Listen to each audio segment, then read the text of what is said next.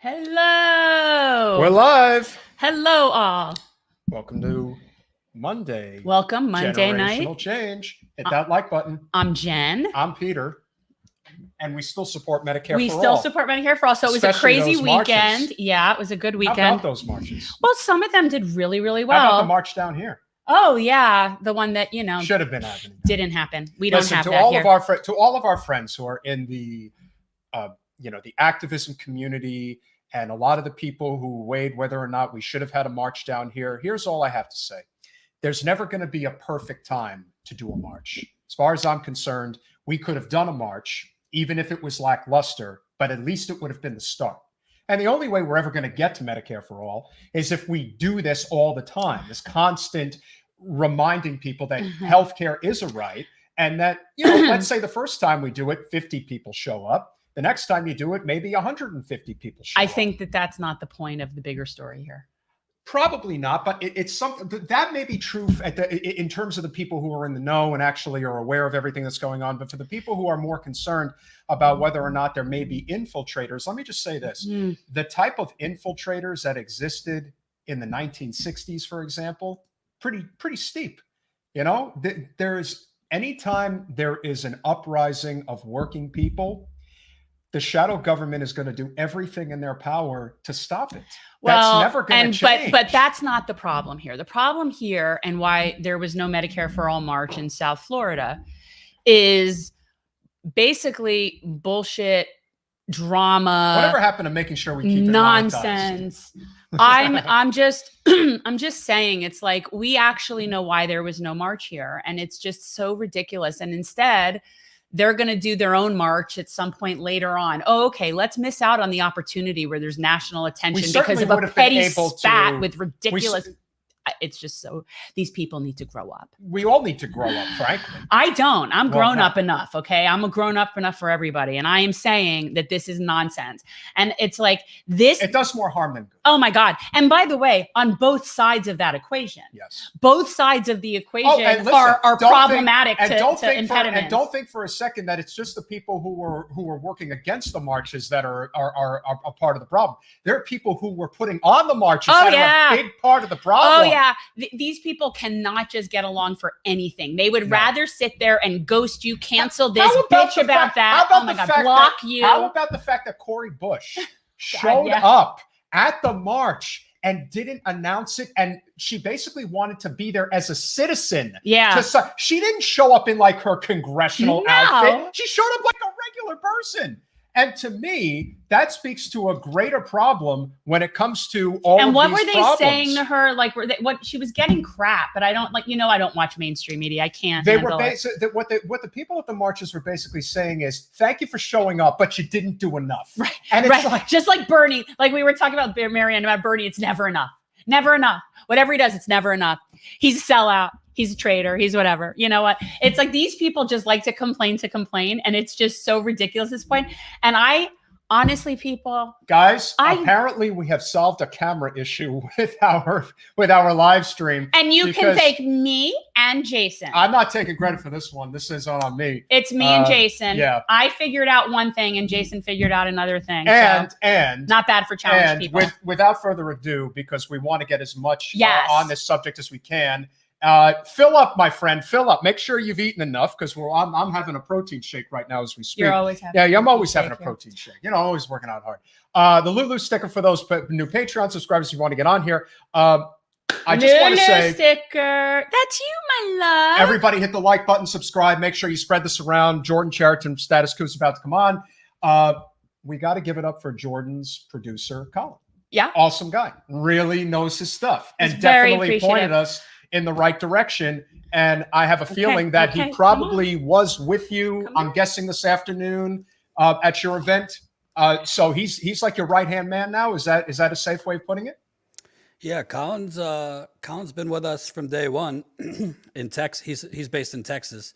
But fortunately, since we've been growing a little bit faster, we were able to bring him on more permanently. So he was up there just now with me at a protest outside AOC's office in the Bronx, and he's coming with me to Cleveland coming up on Thursday. We're We'll gonna be see you there. We'll for see you in Cleveland. AOC's, excuse me, Nina Turner's election. Yeah, I mean, seriously, why do we want to get Nina Turner into Congress? Why would anyway? anyone I mean, want to do that? what She's is already the- going to be a sellout. Yeah. Why bother? Yeah, why put in the effort, man? What's the value in having Nina Turner in Congress? I mean, come on. Wouldn't you rather just have a congresswoman who needs to pump sound into her rallies because the people there are really not that enthused with getting a person who, I frankly, as we've said, we don't even need to name her opponent because there's no point. She was our bootlicker this week, though. Yeah, but she was. Okay. We'll just call her, just like a stand-in character. But this whole drama stuff, as we've been talking about, the idea that you don't think that having Nina Turner in Congress would be a net positive, I don't know. I think there's a lot of people who have simply lost the narrative. They're just stuck up their own butts. So before we get into really, Jordan, like the big story that's being ignored by everybody, which I know is incredibly frustrating for you, I feel frustrated for you. Like, it's extremely frustrating to watch. But before we do that, I was really touched by your rant, about what's going on. And we don't need to talk about any of these people in particular. I was going to say which one. I've done well, no, you did something that it was obviously, it touched me enough that I'm like, we need to put this out on all the platforms. And it was just really, and you didn't name names and it wasn't anything like that, but it was really talking about, you cannot claim to be for these things and be such an impediment to these things and make things so difficult.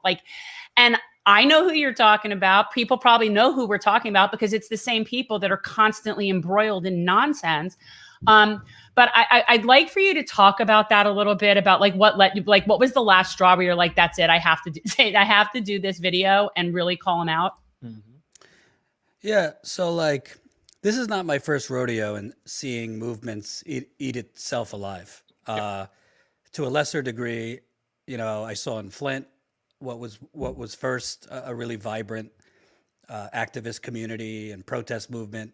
After a while, for a lot of reasons, including, frankly, state government, in the case of Michigan, inserting moles and infiltrators into movements, people kind of start going at each other rather than the actual targets. I saw it at Standing Rock too. After a while, the movement kind of dividing, a lot of gossip, a lot of arrows thrown at each other rather than the cops and the government. And I've been seeing this, frankly, on the left. Peter and I have spoken about it. I started seeing it after Bernie dropped out in 2016. And I think that, frankly, there's a lot of channels. It's not just Jimmy Dore per se. No. There's a lot of channels that are essentially creating a cottage industry in canceling. And basically, it's like this game of the old show Survivor, like who's the last real progressive standing. And it really doesn't actually affect change. It just creates entertaining stuff on the internet. And like this protest I covered today is a perfect example. Like, it was actually a good thing. Like, AOC is not, she's not a god. You could protest outside her office. But it wasn't like the people were actually focusing on the righteous frustration that the squad aren't doing more. You mean they weren't calling her out in a hateful, belligerent kind of addict-like manner, like she's a whore? Yeah. Right. So they weren't, there was no you're a fraud, you're a sellout, you're a coward. Generally things that don't work when you're trying to pressure people to do things. We got you here. We need you. We need you to be the fighter that you were in 2018. Right. And people have wrongly assumed, Jordan, you're tone policing us. No, I'm actually thinking about how do you win? How do you actually succeed? Because I had a conversation with someone the other day. It's I think you're confusing. You think saying these things and ranting and raving online, at speeches is making them fear you. It's the opposite. It's making them ignore you. It's making them laugh at you. Frankly, it's giving them ammunition to discredit you.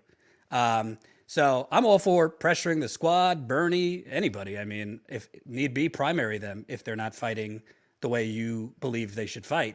But I think that, frankly, the last straw for me, honestly, was being on the road for 2 weeks, covering mass homelessness, exploding homelessness, massive evictions that have been going on all through the pandemic, even though people thought there was an eviction moratorium to protect people. Being in Louisville, covering the Breonna Taylor cover-up, which is just massive. and then being on the ground in West Virginia, really digging into Joe Manchin's corruption. And I had literally people, while Jen and I were driving through 4 states, working 17 hours a day, booking interviews on the fly. We don't have a producer. Like bitching at me that I wasn't doing videos on Jimmy Dore versus TYT versus Aaron Mate. And I'm like, I think Aaron had a right to defend himself. I've said that. I don't really care if Jimmy goes after TYT. That's his prerogative.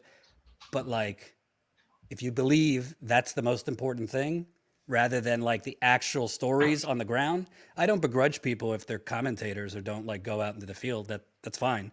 But like, I think a lot of people are starting to believe, and you know, I don't hide my thoughts on TYT. I think people are really starting to believe that if we just take down TYT, the oceans will part, Right. and we'll get Medicare for all and all these things. I don't care if TYT exists or not. Like Right. they'll fail all on their own. But I think it's just become this hamster wheel of hot takes, commentary on other people's commentary, clicks. And that's it. We're rewarded for it. That's the thing, is that financially people are being rewarded for that. And so, yeah, I mean, especially the double last straw is, you know, as humbly as I could say it, I think Jen and I just broke the biggest government cover up of the 21st century. I would challenge anybody to come up with anything more of a multi-layered cover up. Honestly, I think it's worse than Watergate. If Watergate didn't have a president involved, I think this is on par with it. Right. Well, these are people getting killed, like regular, just citizen people. Watergate was scum on scum kind of violence, you know, but like, yeah. Breaking that, it's not only that we have a corporate media blackout, it's like pulling teeth to get indie media. I mean, I appreciate you guys having me on. Wait. Before we go, I would like to just request, because in the rant that you did, and I've seen you do this several times, where you do recognize the few people that are talking about this and having you on, throw us a bone. That's all I'm saying. Throw us a bone, because you know, and look, Kyle I hadn't come on with Kyle. You yet, but I shall. But we had you on to talk about the homeless crisis. I also think it's a great point that you're talking about when it comes to these relationships. You know, let's be honest, Crystal Ball, you know, she has spent many years in corporate media. She has a very large following, and she could big league a lot of people. But because you have a good relationship with her, she brings you on, whereas some others may not. And this is one of the things that I think a lot of people on the grassroots left still don't understand. If you do not know how to build relationships with people, especially people with influence, you will get nowhere. You are in a circular firing squad, and that's where you will stay. They like the echo chamber. That's the thing. They don't like their feelings being hurt. They don't like their theories being compromised, and they like it the way it is. Mm-hmm. And so when you talk outside their echo chamber, they're not interested. Can I just say one thing on this? Yeah. Like literally today, trying to not get into Twitter wars, but today you have these very people, you know, I saw people criticizing Jen, my partner, who covered the Medicare for All march, because she dared to like challenge people who on one hand are bitching that nobody from the squad is at the marches, are endorsing the marches. But then when Cori Bush is there and she shows up, they're bitching because she won't answer their questions on forced to vote. So Jen, you know, said like, I think she put an emoji or something like out there that like was like laughing at them. And they went crazy. Like you're punching down, you're attacking working class people. It's like, wait a minute. So you all can spend all of your days and time calling everybody and their mother a fraud, sellout, coward, all these things. But if anyone gently criticizes you, it's punching down, it's attacking working class people. Like, don't be such snowflakes. If you're going to dish it, you should be ready for people to challenge you. And I actually, if I lose subscribers, so be it. I'm not going to like trade my integrity. So I just think everybody needs to, I understand the anger and the frustration. I really do. I see it on the road. I'm angry. I'm frustrated. But if you genuinely believe that essentially creating a cult masquerading as a movement and basically getting rid of anyone who's not 1000% lockstep with you is going to get you Medicare for all, then you're being fooled. I mean, we don't even think that a third party has a chance unless it's a pretty wide-ranging Labor Party. So, you know, we don't think that any sort of niche, progressive, too far left party is going to ever be able to be a successful third party. It won't reach enough people. Yeah, it's no different than people who, We need a Labor Party. you know, again, there is this idea that you're going to have, and this is also another element of the left, because you know the issues that we deal with down here in South Florida. There is this idea that you're going to have this perfect opportunity to do marches and things like that. No, you just get in the streets and you do it. I mean, I understand that you want to have, you know, certain groups, but you still have to fight for it. There's no excuse to just say, oh, well, because these people are involved. Okay, well, that's in, you know, Columbus, Ohio, for example. And they really shut that particular group, and people in LA in particular are the ones who I really think shot themselves in the foot big time with the way they conducted themselves. But that's two of what, 56 cities that did this? I mean, the march in New York in particular was very successful. The march in San Francisco, very successful. Even DC, to a degree, was very successful, for all things considered. And that's just the start. You never know what the next one might look like. It kind of doesn't really matter. The point is participate or shut up. Yeah, I think that that's a big part of it. And then it gets back to, you know, what are the stories that really matter? This is important. What is going on in Flint really matters. Yeah. This is something that everyone should be talking about all the time. Because if you think that this isn't, as you told me like 5 years ago, if you think that Flint's the only place this is going on, you're nuts. This is going on everywhere. In every impoverished city in America, they're trying to gentrify the hell out of it and kill people in the process if they must. So please, to our audience that we will share as far and wide as we can. We may not be breaking points. No, we're definitely not breaking points. We're going to fight like they do. But for people who don't know, Jordan has been to Flint, like, I don't know, probably like 20 times or something like that, and has been really working on this story and screaming into like the ether that nobody with any power wants to do anything about it. And it's extremely frustrating. So would you just get into what of the most recent stuff that has come up that you have discovered? Yeah. So for those that don't know, in January, my partner Jen and I broke a story, unfortunately, on the same day Trump was impeached for the second time. So it kind of got lost. But we broke a story in January, which was explosive. We obtained former Michigan Governor Rick Snyder's phone calls. That included a total avalanche of calls over 2 days. We're talking many years ago. This was in October 2014.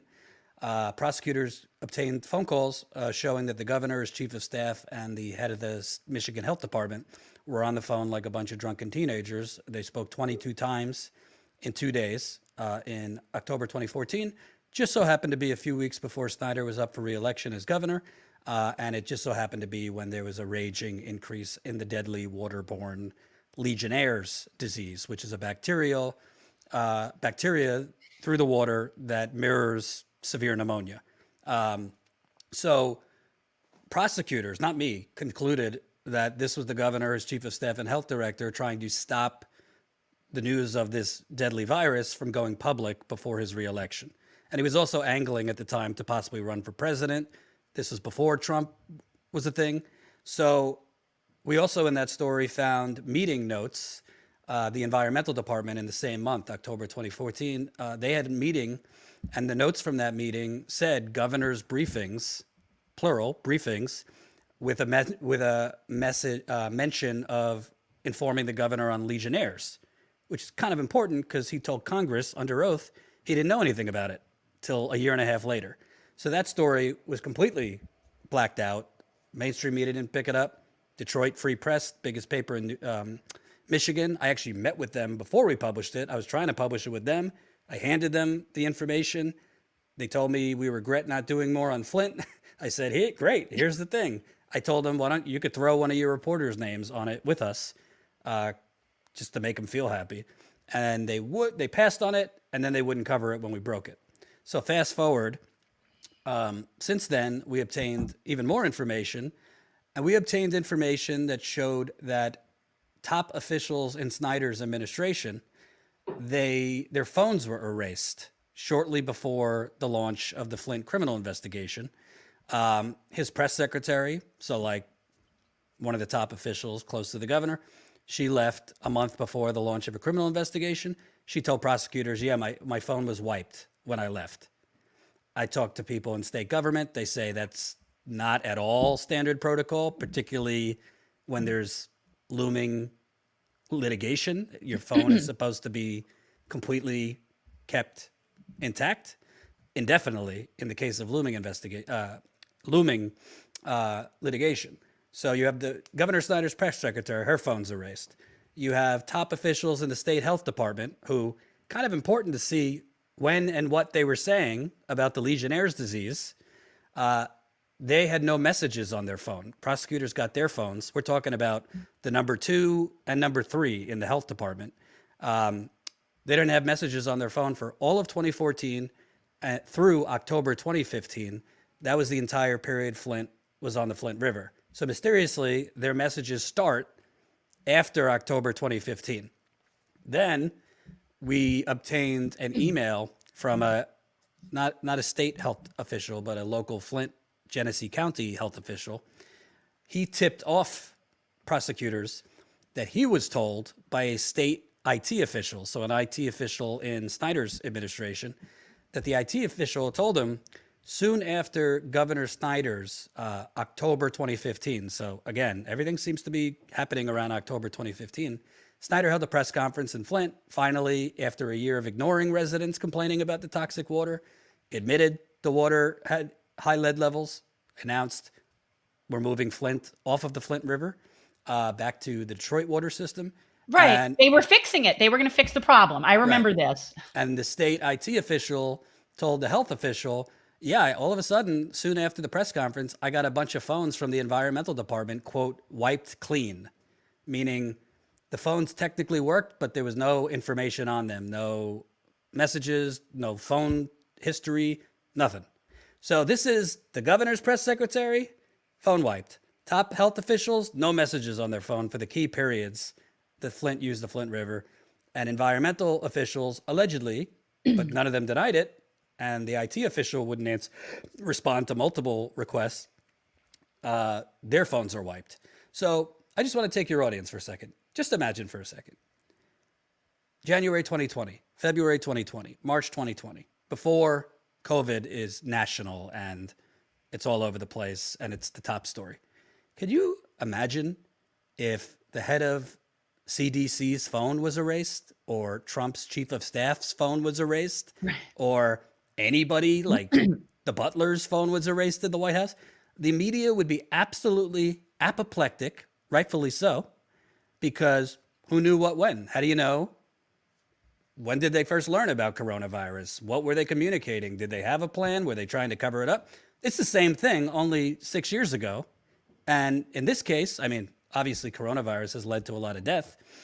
This case led to a lot of death and is now slowly killing people because the effects of lead poisoning, it accumulates over years. The people I have gotten to know in Flint, every time I see them, they're sicker. This is almost seeming like, well, this is class warfare to me. Like, this is what this is. And it's very clear. I mean, yeah, obviously there's a racial component to it, but this is really just everybody punching down because this is happening everywhere. Flint, at least somebody even knows that exists. I would bet you there's places all over this country that, I mean, we have sewage in the streets here when it rains really heavy in Fort Lauderdale because our infrastructure is so disgusting. Oh, but the mayor of Fort Lauderdale wants to take Elon Musk's money and build an underground tunnel in a below sea level city that's built on limestone. And they're going to build a shuttle to take people from downtown to the beach. Brother, you're going to be coming down to Broward County quite a bit if they're able to greenlight that tunnel. Let me tell you, it ain't going to take long. So yeah, I mean, this is outrageous. And now you have all this information, and what do you do with it? Oh, by the way, we also found, because there was like 4 or 5 bombs within the story, we also got documents showing Snyder wouldn't hand over the key Flint documents for 3 years to prosecutors. The attorney general at the time, who was presiding over the Flint criminal investigation, he appointed a special prosecutor, kind of like a Robert Mueller type, to be independent. But that wasn't really what happened. The attorney general, who was a Republican, was running to replace Snyder as governor in Michigan. So he basically, tied prosecutors' hands, one tied behind their back. He wouldn't let them issue a search warrant on Snyder just to take the documents, take the devices. There was a lot of politics involved. He would only let them get so close, but not really aggressively go after him. Despite all that, that original investigation we found was planning on charging Snyder with misconduct in office, was planning on charging Snyder with willful neglect of duty. And before they were fired by the incoming Democratic Attorney General, they were building a case against Snyder for involuntary manslaughter. And this Democratic Attorney General, Dana Nessel, comes in, fires everybody, starts from scratch, doesn't really keep most of the people from the original investigation that would have all the knowledge, because they're the ones that investigated it. They charged 15 state and city officials in 3 years. She starts from scratch, and 2 years later, she charges Snyder with a misdemeanor. We don't even know. This is how corrupt it is. Yeah. We don't even know what evidence her prosecutors even presented, because it was through a secretive one-man grand jury, which means a judge is the jury. It's rarely used in Michigan, a one-man grand jury. I have no idea if they presented to the judge any of the info we just broke. I don't know if they presented to the judge the info we broke in January with Snyder's phone calls. They won't talk. And essentially, Snyder, one investigation was going for involuntary manslaughter. This one, essentially, as some Flint residents call it, charged him with a parking ticket. And why this is so important, yes, there's plenty of other places stuff like this going on. Flint's a little different because this was it doesn't get covered this way. It doesn't get covered at all. This was a massive privatization scheme that killed people. So not to get so in the weeds, but basically Flint was broke.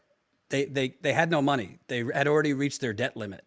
And essentially because Snyder, Republicans and Democrats wanted to basically cripple Detroit's water system. Detroit was the majority water provider in Michigan. It was really the only asset the city of Detroit had left that wasn't completely in the red. Snyder was trying to essentially take control away from Detroit and make things more regional. They wanted to build a totally unnecessarily new water pipeline, even though Flint had gotten its water from Detroit with no issue for 50 years. Basically, they wanted to build this new pipeline so they had more water to frack, so they had more water for food processing. There it is. It was not so much to deliver water for cheaper to residents. It was all for industry, fracking. And they created basically a fake emergency, a fake environmental emergency that gave Flint the exception to borrow $100 million to join this pipeline. And in the short term, as the pipeline was being built, Flint had, as part of this false thing, one of the conditions was Flint had to use the Flint River. But the plant to treat the water so that it's safe was always used as a backup plant. It needed $60 million in updates. And by the time they switched the water, the plant had gotten like $10 million in updates. So the bottom line is, this was a privatization scam. There's massive financial fraud involved. From what I know, from my reporting, from my sources, the real reason they're not going after Snyder with what he probably should be charged with, the real reason that, honestly, the original investigation charged several state officials with bond fraud, financial crimes. The new attorney general dropped those charges against those people. And when she came back and recharged them, she didn't charge them with any financial crimes. Reason being, if that financial fraud, that is the dark underbelly of the Flint water crisis, even went forward in a pretrial, JP Morgan wrote the bonds. Wells Fargo wrote the bonds for that pipeline deal. You got wealthy investors involved. They're going to want their money back. Oh, yeah. And they could sue the state of Michigan. And who's on the hook for hundreds of millions of dollars, potentially $1 billion in bond fraud liability, possible lawsuits? That would be Gretchen Whitmer, the Democratic governor that Biden was wooing to be vice president. Biden wanted Whitmer, but his advisors eventually made him see the light on Kamala Harris. That's what's been reported. Basically, the state of Michigan, if they actually charged Snyder, because he was involved in the planning of this scheme, they'd be bankrupt. And that's bankrupt is a good word, because essentially people were poisoned. Then the people who poisoned them cover it up. The Attorney General's office, who's supposed to be executing justice against those people, to me seems to be in on the cover up. And then the people have been slowly left to die in Flint. I was going to ask you, where does Governor Whitmer play in this story? Because I still think one of the darkest moments of Obama's presidency was when he came to Flint and pulled that stunt. It seems to me that the biggest reason why this continues to fester is basically the great unmasking of our political system, which is both parties are funded by the same people. And if you think that they're not, just look at this story, because this would be a golden goose for the Democrats, because they're coming for Whitmer. She's going to have a very hard time keeping that seat, especially now after the FBI investigation that's just come out about the whole kidnapping incident. And the idea that you wouldn't use this as a political football, to me, just says they're all funded by the same people. That's why this never sees the light of day. And if you're going to continue, as we talked before, this almost like bringing this unfortunately abbreviated, because when we get together, these conversations can get very long, but sort of like bringing full circle this whole conversation about standing in a circular firing squad. You can keep doing that and get nowhere, or you can actually focus on what the real problem is here. Corporate special interests dominate both party infrastructures, because to me, this is, as you said, this could very well be Watergate level type of government cover-up. And yet, because it's literally Watergate. Yeah, it is our most important natural element. And again, the fact that we are very close, if not already, in the process of being in water wars, as you like to say, this is a water war. This is a fight to basically try to save whatever remnants exists of working people, because this is going to happen everywhere. It already is happening everywhere, but this is just a case where, unfortunately, there's not a dozen Jordan Cheritons all over the country doing this type of investigative reporting to let us know what is happening. I'm sure if they did an investigation into the water in, let's say, Fresno, California, you would probably find a very similar circumstance. And so in this case, I would assume you agree with our assessment that the biggest reason this is really not coming to the surface the way that it needs to is because of how much Wall Street is involved and how much they dominate the financial infrastructure of the two major parties. Is that a fair assessment? Absolutely. I also think it's not, to me, the Flint water crisis, and I am going to write a book, maybe do a documentary. To me, there's two cover-ups. There is the government cover-up. And by the way, Republicans, Snyder's people helped get Whitmer elected. That's kind of inside baseball, but they were mad at the Republican running against Whitmer because he was the attorney general who was, I think he didn't do everything he needed to, but they were mad that he even was going after or opened an investigation on Flint. So they worked to get Gretchen Whitmer Republican votes in rural parts of Michigan. That's why she got elected. So I wonder why. I have talked to the former mayor of Flint, others. They were shocked when they went in to meet with Whitmer. She kept most of Snyder's appointees. Environmental, health department, governor's office. It was littered with the disgraced governor's former staffers. Putting that aside, the reason that this 7 years later, nobody has faced a jury, nobody has been convicted. Flint doesn't have Medicare for all, not even a discussion point, really, is also because the media has covered it up. I mean, I honestly could write a book, I will, on the amount, and Jen also, on the amount of emails and conversations I've had with news editors and the almost Dr. Evil-esque responses I get on why they won't cover it, why they're passing, why this, why that. And it essentially, I have my thoughts and reasons I think, but essentially they don't give a shit.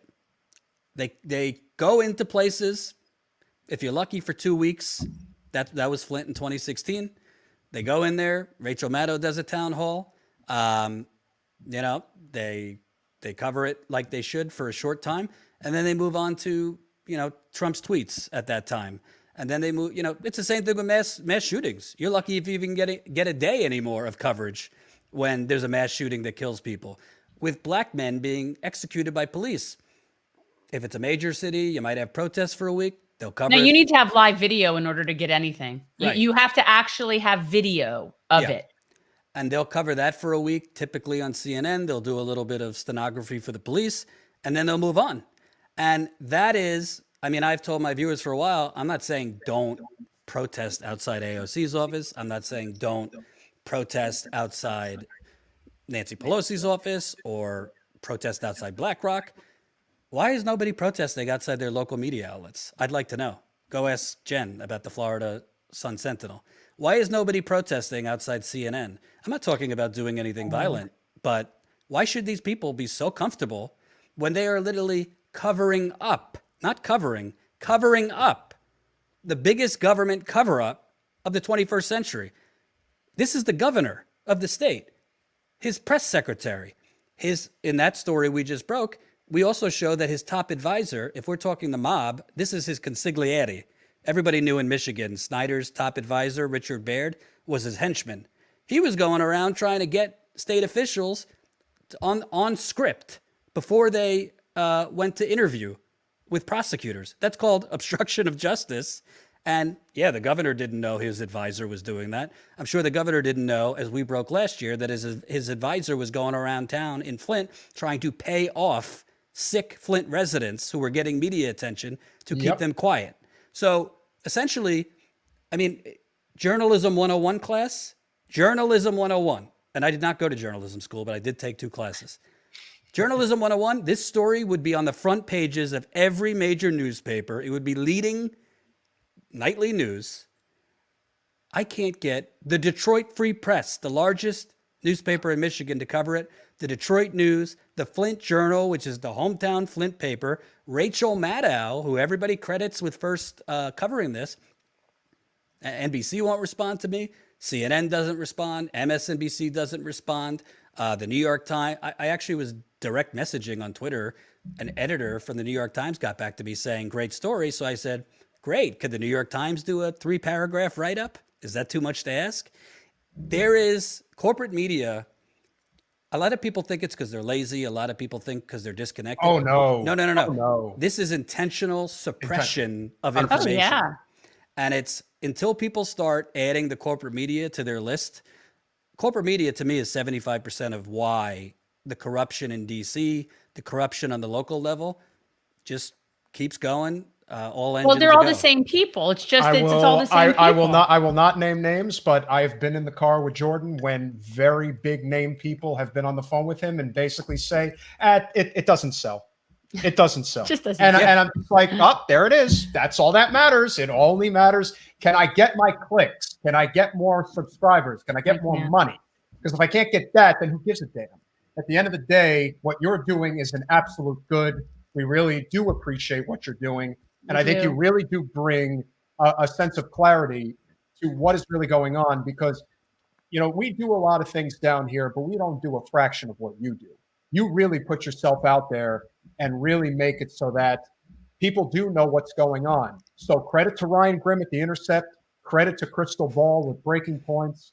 We do what we can here. Guys, I'm talking to every single one of you out there in independent media. Quite frankly, anybody who's in conservative media, give Jordan a freaking platform and let him talk about this story. And especially to those of you who, quite frankly, are in conservative media, because there's a lot Do we of have people watching this in conservative media? well, people who do watch conservative I'm just media asking. support you. My point is, a lot of those people who watch you are in rural America who deal with this every day. Imagine how much more attention they get if your channel started talking about this, because it's in their backyard. We even put out on social media today. Would you want to have fracking in your backyard? If the answer is no, then you probably shouldn't be okay with it anywhere. You should be against it. And that's really the point about everything that's going on here. These are the stories that need to be amplified. So people support Jordan, be a member at Status Quo. I've been a member a long time. I'm a paying member. I am too. Why, thank you. I joined a long time ago. I think my mom's even a member of Status Quo. The whole fam. Well, I'll also say, honestly, at the end of the day, what really enrages me the most about all this is, how can the people of Flint or Michigan, but particularly the people of Flint, how can they act? How could they protest? How could they demand answers if they don't even know what's going on? I guarantee you 80% of Flint probably has not read this story because they don't read The Intercept, or maybe they don't have time. They're working 2 jobs and they turn on the local news for a few minutes a night. So if you can't even get news on the cover up that poisoned a community, if you can't get that news to the community, how does any change happen? Because people need to be informed in order to be activated. And even when you inform, sometimes it's tough to activate people, as you know. But honestly, it's really soul crushing for me when, I mean, Jen and I worked on I've been working on Flint for years, but like this particular story for probably 6 months.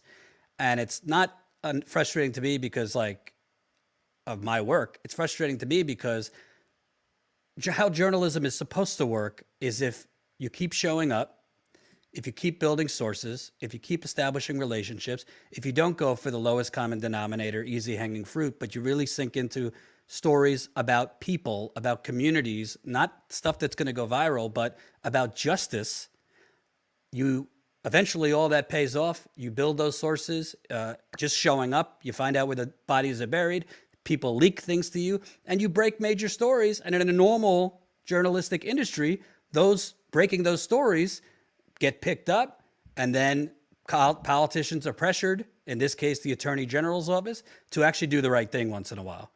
But this system is not working because there's basically these stories are being buried. And I had a sharply worded email to the editor of the Detroit Free Press. And I said to him straight up, you tell me, he said, thanks for sharing. I'll let you know if we're going to follow up. And I said, yeah, I'm done being diplomatic. I got to tell you something. The fact that you, and this is the person I met with in a parking lot in 10 degrees in Michigan, because I drove to Michigan. I showed him what we had. And the fact that you are an hour down the street from Flint, the fact that Intercept's pretty reputable. I mean, you know, online people could bitch about Ryan Grimm till they're blue in the face, but the Intercept's a well-known outlet. We co-published it in the Detroit Metro Times. Nobody has disputed the facts in any of our stories. Intercept, Vice, there's never been one fact disputed because we have them dead to rights. The fact that we have evidence that the governor of Michigan's top officials basically deleted potential evidence, and you're not covering that, means that you are trying to cover it up. Well, you're in on it. If you're not part of the solution, right, you're part of the problem. Because this isn't like a disagreement where like a young whippersnapper journalist pitches a piece to the Rolling Stone that he or she thinks is, you know, going to change the world. And the Rolling Stone editor is like, yeah, we pass. This is like bombshell evidence of cover up on top of cover up and cover up. And you're not reporting it, which indicates you're part of it. I mean, what other explanation is it? Of course. Yeah. Well, and again, as we said. And this is happening on the Flint water story. This is happening on the protest of Line 3, which I'm going to go to soon. This is happening, I mean, Jesus, Amazon. I'm going up to Staten Island's warehouse a lot, covering the union busting. Look at what's going on still with Frito-Lay. Look what's going on here in Orlando with Disney. Well, I say though that I very much appreciate it, Jordan, and I watch, like, you know, I was happy also because I got to see Medea yesterday because Medea was having a nice little chat.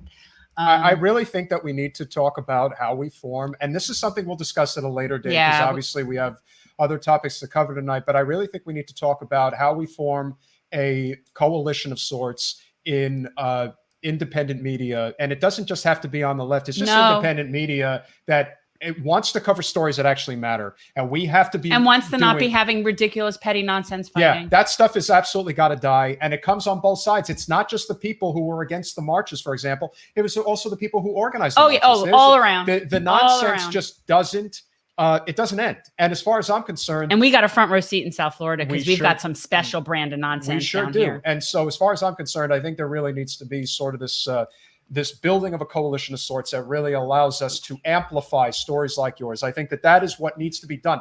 Even if it isn't sexy, it's what matters. Because as I would say, if you knew that your water was poisoned, you better believe he'd be moving heaven and earth to stop it from happening. So don't act like it doesn't matter because it isn't in your backyard. Because you know what? In the not too distant future, it's going to be in your backyard. Oh, it's literally going to be just already in your backyard. People have no idea what's in their water. Lead is just the tip of the iceberg. It is. And you know what?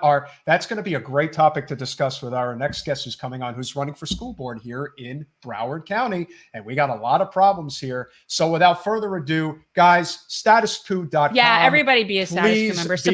Support your friendly neighborhood journalist. The best in the business, especially on the domestic side. Oh, yeah. There is nothing better than Jordan Chariton, Jen Dyes, and Status Quo.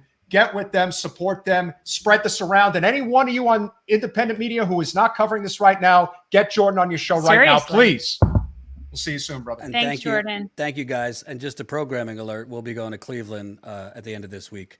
We'll see you there. Nina Turner's election.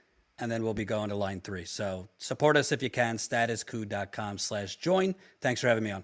Thanks, Jordan. See you soon, brother. Take care.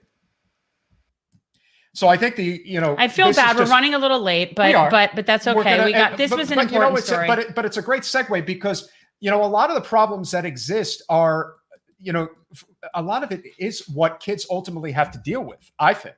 And that is something that doesn't get talked about enough. And when we think about, all the fighting that goes on, here in Broward County in particular, a lot of things do stem from what goes on at the school board level. Oh, we're going to have some good. Look, we have a new drama. And what is so amazing is that there are no adults in the room. No. So because there's no adults in the room, that means we have to get one of the kids to act like an adult. I want to say, in order for that to get done. Yeah. And so without further ado, we're going to bring in Raymond Adderley, who is running for Broward County School Board. Hi. Sorry we're running a little late, Raymond. We got caught up in the Flint story. Yeah. No problem at all, Jen. This is my life now. So. Well, yeah, I mean, it's on the grind. But Raymond, I think it's a great place to start because, as you know, there's a lot of pettiness and a lot of silly infighting and stuff that goes on. And these are the adults who are doing this, yet you are technically not even an adult yet. And you seem to be the most adult person in the room. So please share your thoughts with that as it relates to some of the topics we've been discussing, and especially as it relates to the school board. Absolutely. Well, thank you for having me on. I really appreciate the invitation. People have been talking about this for a while since I told them because, Jen, you're pretty popular. So I like to start off with that. So always thank you and immense gratitude to you and your team for their hospitality and getting this set up. I really do appreciate that. And then second, moving forward, we have an unwritten rule in our campaign that we don't even talk about some of the craziness that happens in that boardroom.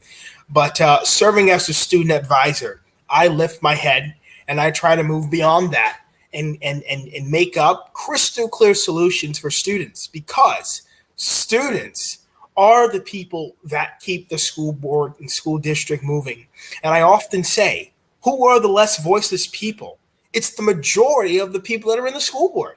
So there are 261,000 students in Broward County. And by the way, we lost 10,000 of them because of COVID this year. And so I like to start there. That's a number that we have to keep the back. So and for people who don't know, we are, I believe it's the 6th largest school. Yes, we are. School, what do you call it? Student body. Yeah, in the United country. States. So Broward County hosts the 6th largest school district in the country. And so just what happened, I mean, for people, obviously, there's always drama here. I don't know. You probably don't remember this, Raymond, because you really are that young. But a while back, we had such a filthy, corrupt school board down here that essentially the governor had to disband it. Oh, yes.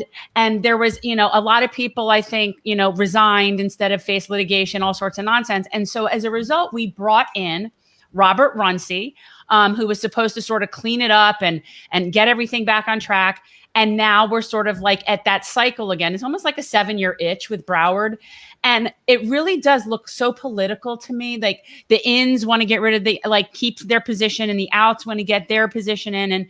But if you would, I don't know, I'm sure you've been really following closely. Why don't you update people as to what's going on right now? Because we have a new interim situation. Well, absolutely. Well, first of all, I'll tell you that Dr. Vicky Cartwright is an absolute doll. I sat in on her because I'm the student advisor again, and so I'm practically a board member, just without a vote. And that inspired me to run, of course. Here's what I'll say. I was absolutely enamored by Dr. Cartwright, absolutely enamored.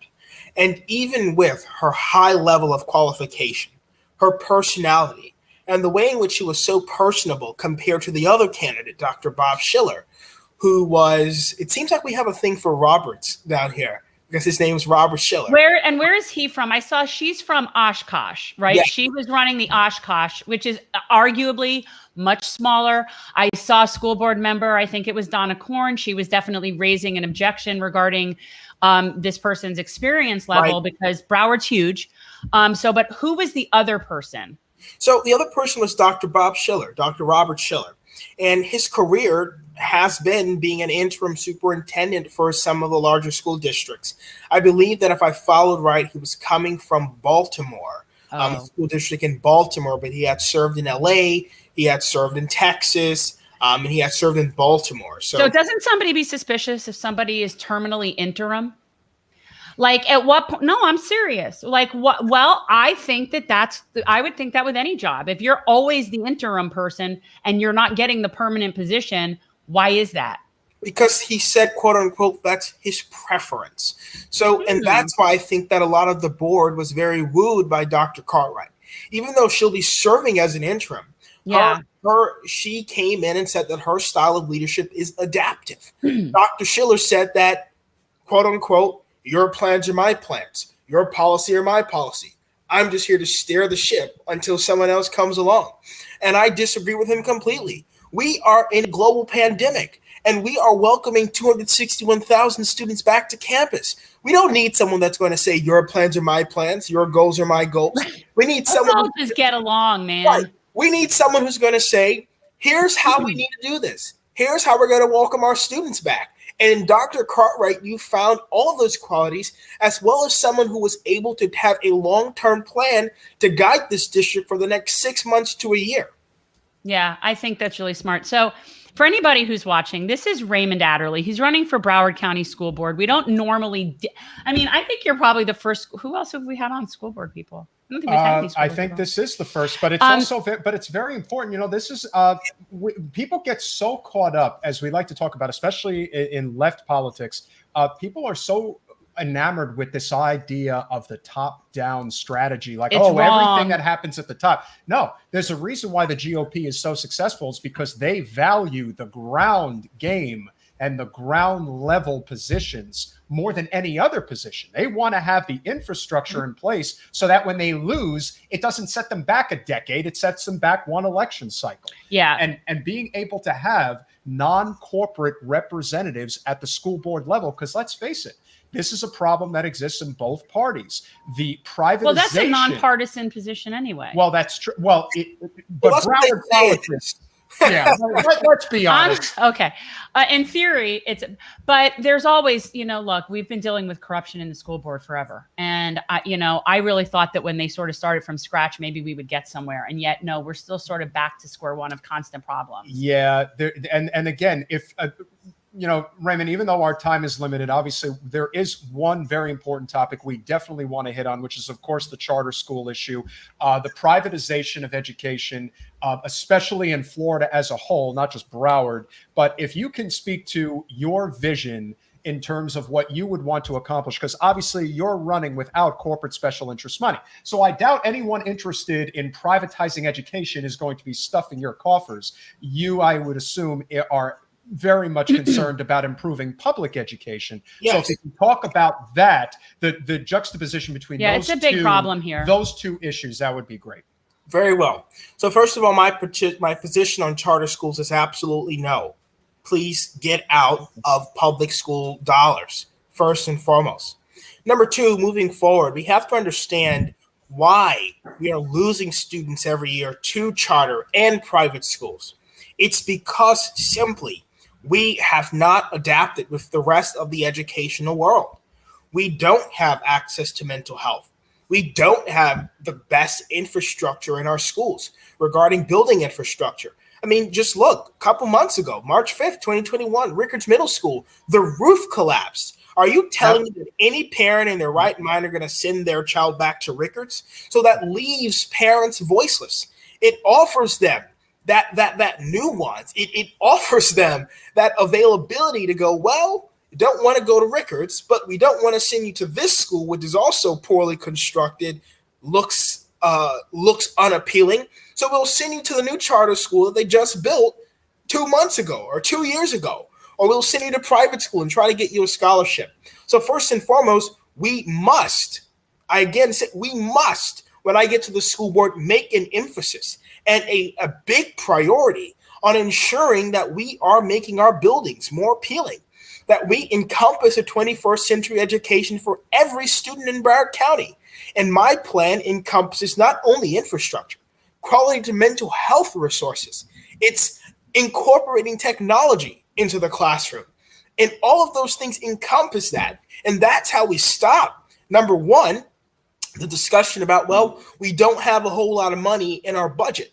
Because every time someone leaves and goes to a charter school, that's money going to that charter school. It's not no longer going to our public school students, first and foremost. And then number two, we stop that by number one, prioritizing what we should have prioritized 7 years ago, back in 2012, when we voted for the bond issue to improve our schools. $800 million is supposed to be spent, and it hasn't been spent the way that it should have been spent. There were certain school districts that were prioritized. And when we talk about the school districts that are majority Black and brown, on free and reduced lunch, those are the school districts where certain school board members go, oh, well, we don't have the money, and oh, I don't think we should make this investment, and oh, this, that, and the third. We have to make a conscious effort and a forward-thinking effort to ensure that we are making sure that we are building our schools better so that they do last us another 50 years, and that we are bringing back students back into Broward County, because parents can go, well, this looks like a quality school that I feel safe sending my child to. But right now, that's not the status quo. Yeah. This movement right now serves to get rid of the status quo, number one.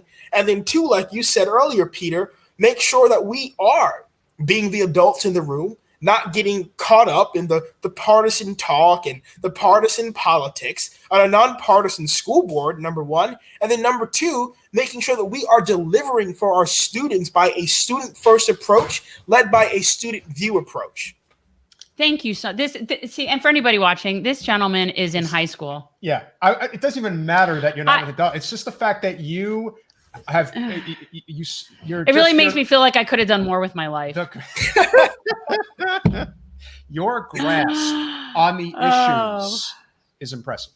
Well, and I would like to shout out to Fort Lauderdale High School, because there's something in the water over there. Yeah, Elijah Manley. I think, does Stephen Mesa go there? Yeah, didn't Stephen Mesa go there? There's just and then we know, shout out to my friend Amy Suarez. Yeah, you got Amy. I love Amy. I was just talking to Amy.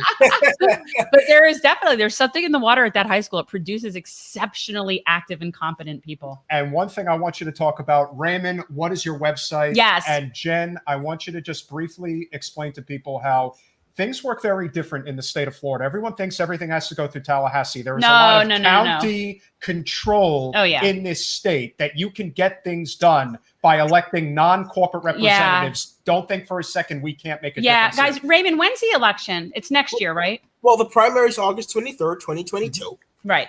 And my website is RaymondAdderley.com. At which point, everybody, Raymond will be 18. I'm sorry, go ahead. Oh, yes. Thank you for clarifying that, Jen. So August 23rd, 2022, my website is RaymondTakesNotes.com or RaymondAdderley.com. That works too. It takes you all. Okay, just making sure. Yeah. So guys, check out Raymond, and especially if you're local, this is really important. And I think we need more people stepping up and mentoring people that are, although at this point, I think Raymond should mentor me, but like, I think it's really important. I mean, it's no cliche, but there's a reason we call it generational change, because this is, quite frankly, Raymond, if we're really being honest here, this isn't one generation, this is two generations. Because a lot of the people who are still pulling the levers of power are people that are two generations ahead of you.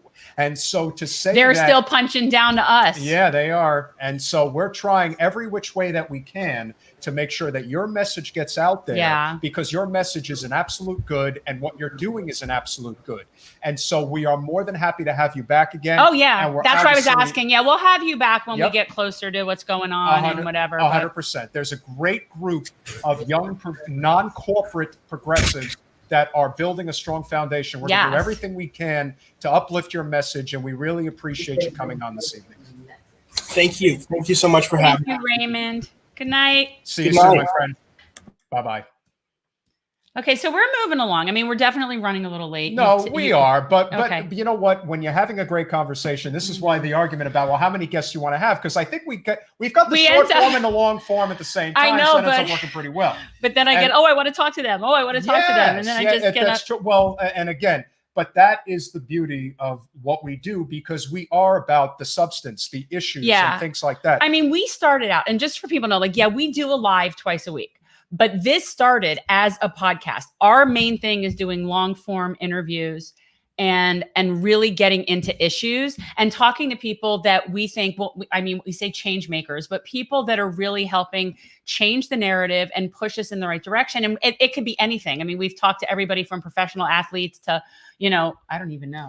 I mean, it's not just politics, but it's- scientists. I mean, all sorts of people, because especially when it comes to holding people who whistleblowers, have that's the power. thing, and that's one of our Yes. big things is So whistleblowers. you have to hold Lou? We've Okay. gotten, that's something that I think is very important, and the person we're speaking to tonight is a whistleblower and is somebody that, But is an inconvenient whistleblower. well, you know, it's Very, me too, very unless it's the inconvenient. Democratic Party. Well, because again, more times than not, everything that is done that is captured by corporate media is done for a profit motive. And if you get in the way of that, well, we can't have that. Yeah. I just wish more and more people would wake up to this realization. And you in particular took a really bold chance in a very Biden blue district to voice support for the next lady who is coming on, who literally rocked the political atmosphere. So, but let me preface this before we bring Tara on. So, and I say this multiple times, I'll tell anyone who listens, I do not know a single adult woman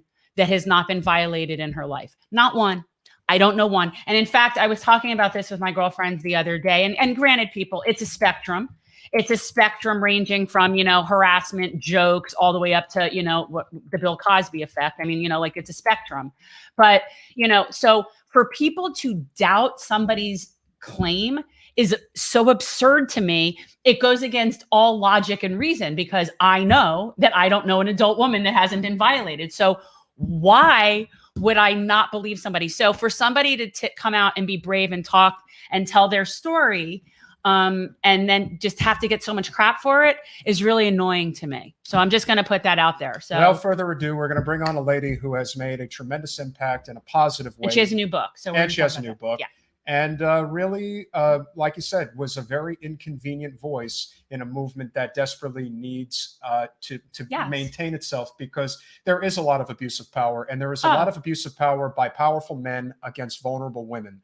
Even We're not vulnerable. We're just women. Well, And that's okay. not, and All you right, know so what? vulnerable is not a good word. No, All right. just, All right, somebody can have me for that. All right. Fair enough. all right. But without further ado, we are very pleased to welcome to the show Tara Reade. Thank you so much for coming to Generational Change. Thank you. Thank you for having me. Can you hear me okay? Oh yeah, Absolutely. great. Audio So is perfect. I have been wanting to meet you and talk to you since you first went on Katie's show, because Katie's a friend. Okay. And so when I saw that, I'm like, oh yeah, I really want to talk to you. And now that you have a book out, we have a perfect opportunity. But I really felt for you, and like I really felt like, because your story, while the person is unique to your story, is pretty common. And I don't think people really understand that. So when somebody's calling you out, I feel like they're calling out everybody. I had a boss that rubbed up against my back with his wiener while I was sitting at my desk, and rubbed my shoulders and rubbed up against me. So it's like, that was just a regular day at the office. So, you know, when people would discredit you, I found it infuriating. So welcome. And if you would talk, I mean, we know the story. We don't need to get into that unless you want to, but we don't. I just want to talk more about the after effects of what happened to you from coming forward.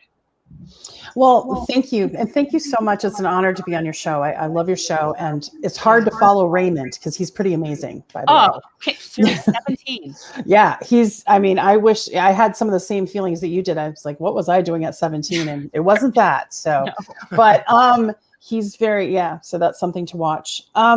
Also, you mentioned Katie Halper, and I just want to say, she's so brave. She was so brave to lift my voice, and has taken a lot of professional heat for that, as did Megyn Kelly, as did Rich McHugh, as did several other, people that amplified my story, including Ryan Grimm.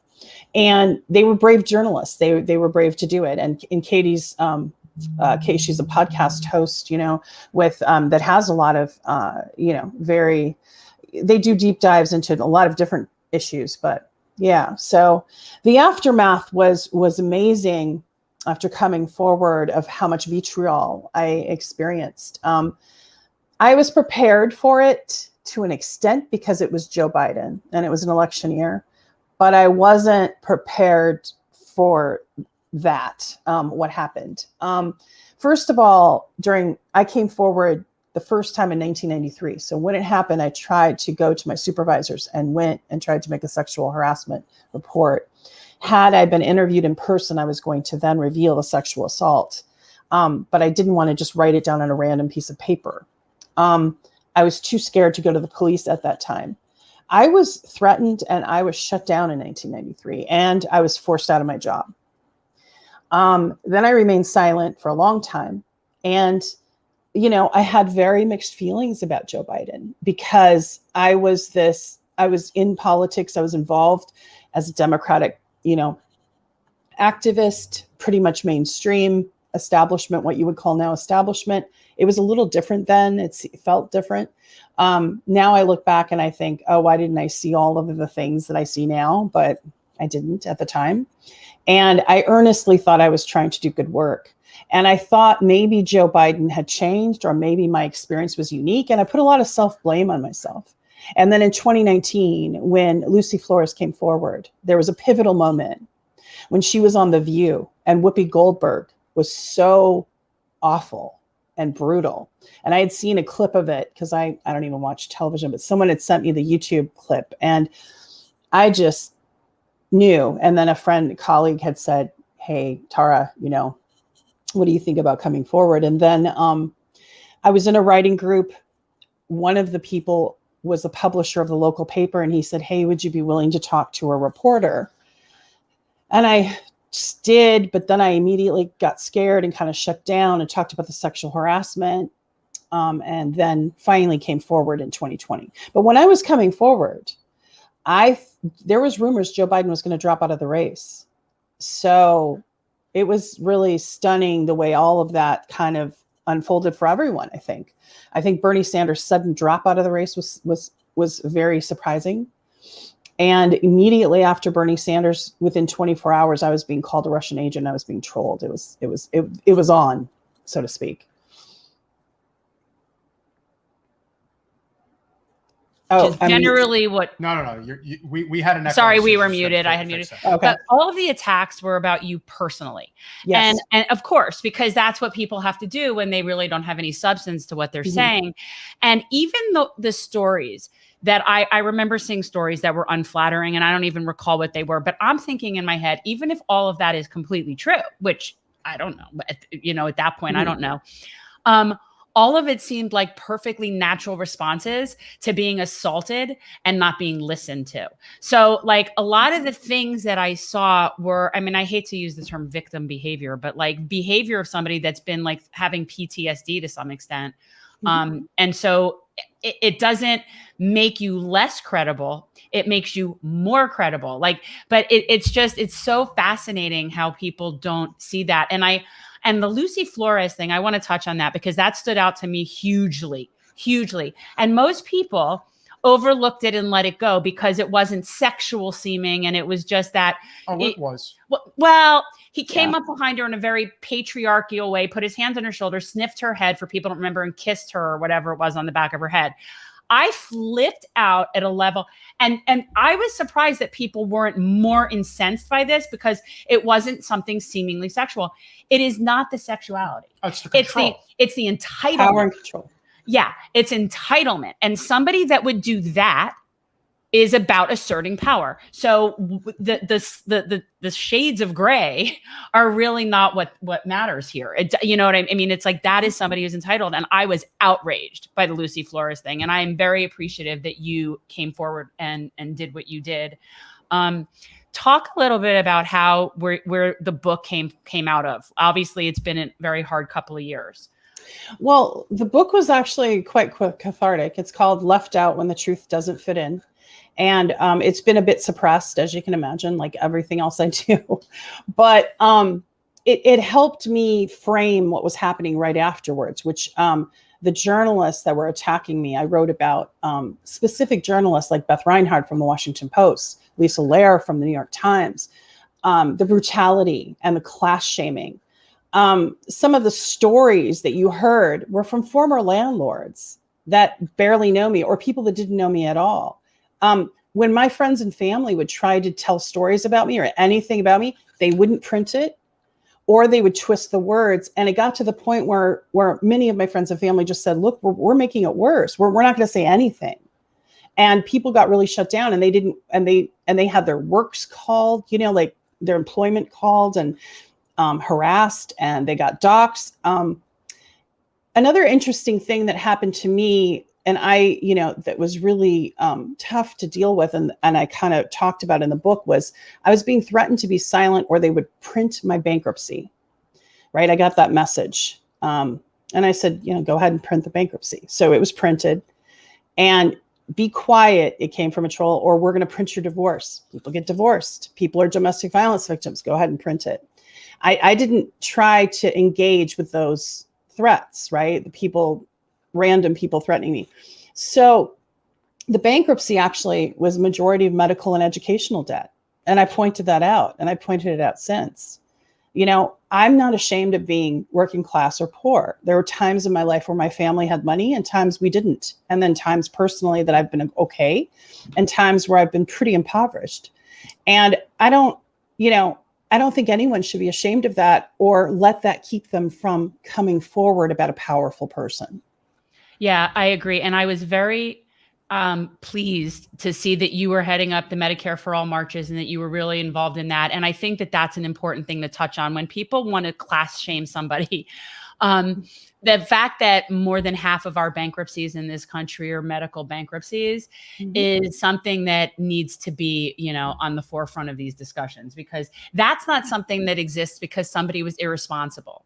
Back when I was a kid, the only time really people filed Chapter 7 or Chapter 11 was they were a hot mess. Usually it was people that was just, and nowadays that's just not the case. And so it's like you get shamed for something that's completely outside of your control. So, it sucks that happened to you. And I feel bad that I didn't even reach out sooner. I think I felt a little bit like intimidated and not wanting to step out of line or do anything remotely offensive or seem like I'm wanting to use you as clickbait or any other such kind of crap, and just trying to be sensitive. And so when I just texted Katie and I just said, would you just ask her if she'd be okay with us reaching out? Because I just wanted to make sure. So I really do appreciate that a lot. Well, thank you. I mean, I love podcasts that are independent podcasts trying to lift a voice to something that the mainstream media will not, and many people are getting demonetized or deplatformed right now. So your voice is really important, and you're lifting other voices, like the school system issue that you're mentioning, the educational issue. And, I touched on, speaking of education, I touched on the fact that my bankruptcy was partially in educational debt. Joe Biden is responsible for making it impossible to get your educational debt forgiven. He's one of the main politicians responsible for that. And he could do that. That's what people don't understand. He could do it with the stroke of a pen. He could. I know. And that's what's so frustrating. Come it's on, like, man. Please don't. Please don't. That's all I'm going to do. That's okay. Tara, I think it's very important that we do talk about Christine Blasey Ford. I think the way that her story was handled versus the way your story was handled. Now, I know a lot of people believe that it has something to do with the fact that you're from a working class background and Blasey Ford is from an upper class background.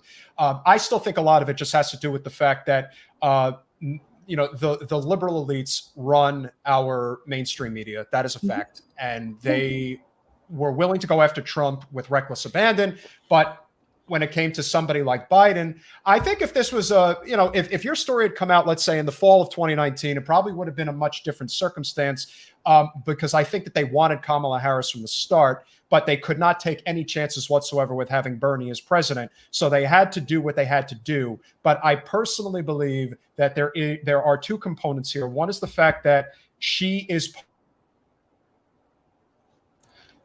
her story, and because you're not part of that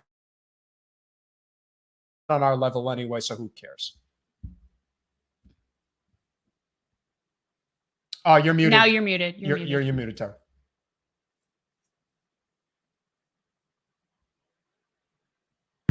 Can you hear me now? Yeah, we can. Now Yes. you're back. What I observed about this is that I think that the liberal elites would have done this in 2019 or 2020 or back in, when they could have. And the reason I think that now is because of Cuomo, how they're handling Cuomo's accusers. And I think that the Democratic Party has become the party of predators. I think they're a wolf in sheep's clothing. I don't think they're interested at all in ending rape culture. I think they use Me Too as a shield to cover up their own behavior. And I say this because, as you know, I had worked as a Democratic operative. When they came after me, there was no obvious things. There was no mental health. There was no criminal activity. There was nothing. So they were throwing noodles at the wall. What's going to stick? So, okay. So they kind of changed the narrative and said, well, she's, a shitty tenant, or she's like bad. She has That's the thing. It was all these ridiculous, personal, unrelated things. Coming from the political party that claims to care about poor people. I say, even if all of those things were true, they are completely irrelevant to the point. That's why I just thought it was so ridiculous. It didn't matter. Right. And you could have been a shitty tenant. I don't know. But probably I was once in a while, but but who cares? It doesn't change what happened in 1993 when Joe Biden had me in that hallway. Right. It doesn't change it. And I think that this really gets to this. This is what comes to the legal component of this story, which is at the end of the day, the only thing that matters here. There is a sealed file at the University of Delaware. He keeps going back to this. Oh, but this is what matters. True. Because if there is a legal file that basically can prove whether or not Tara Reade did in fact file a report against the senator at the time, forgetting the fact that Tara's late mother went on Larry King and said, I heard that. What do I do to help my daughter who's in a situation with a very powerful person? You can say whatever you want about that, but you know what? When it's in legal writing and the University of Delaware refuses to release the file, then they're hiding something. Right. That's how I look at this. Well, it is. If you have not, right. Yeah. I mean, obviously. I mean, do you go ahead. I'm sorry. I've tried several times with the University of Delaware, and I have the emails back from them saying FOIA does not apply, Freedom of Information Act. They refuse. And it's my employment record. And there was this kind of little dance that Biden did about where they were. He knows very well they weren't with the Senate. The Senate returned them to the chief of staff, who's Ted Kaufman, who I made the complaint to directly before I even went outside the office. I went through protocol. He knows exactly where that is. They all put those in a sealed files in the University of Delaware. And so it's not just my case. There's others. I'm positive. Well, I mean, look, when this was happening with you, you're not talking too far after what went on with Anita Hill with Clarence Thomas. You're talking about an entire environment. And I, you and I are not that different in age. I was born in 71. And so like when it was 93, I just graduated from college. And I remember, and it was, it was different. There wasn't, nobody talked about date rape. That wasn't a thing. That wasn't a thing. In fact, in most states then, it was still legal to rape your wife.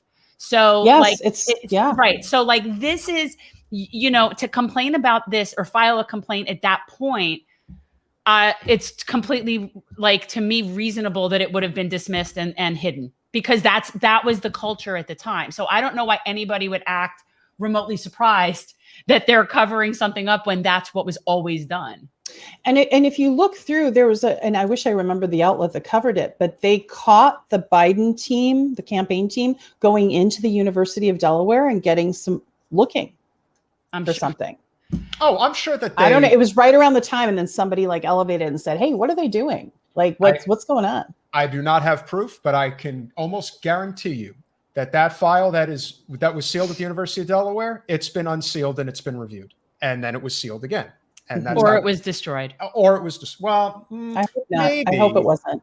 Maybe, but I don't you never trust know. any of this anymore. I got to tell you, I don't. I have no faith that there aren't people bought out at every single level. Like the corruption is so deep, it's everywhere. And this was something that we were talking about with Jordan Cheriton of Status Quo just a little bit earlier about the fact that the issues that really matter are issues that never seem to get the proper attention that they really deserve.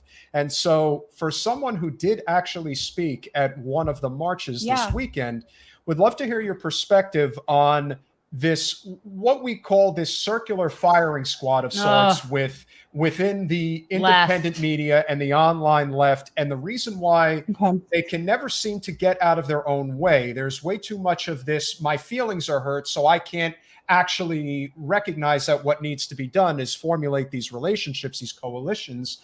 Because if there's one thing that people with corporate power do, even if they hate each other, they unite against non-corporate power every time. And so we'd love to hear your perspective on your experience, as well as your thoughts on everything that's been going on.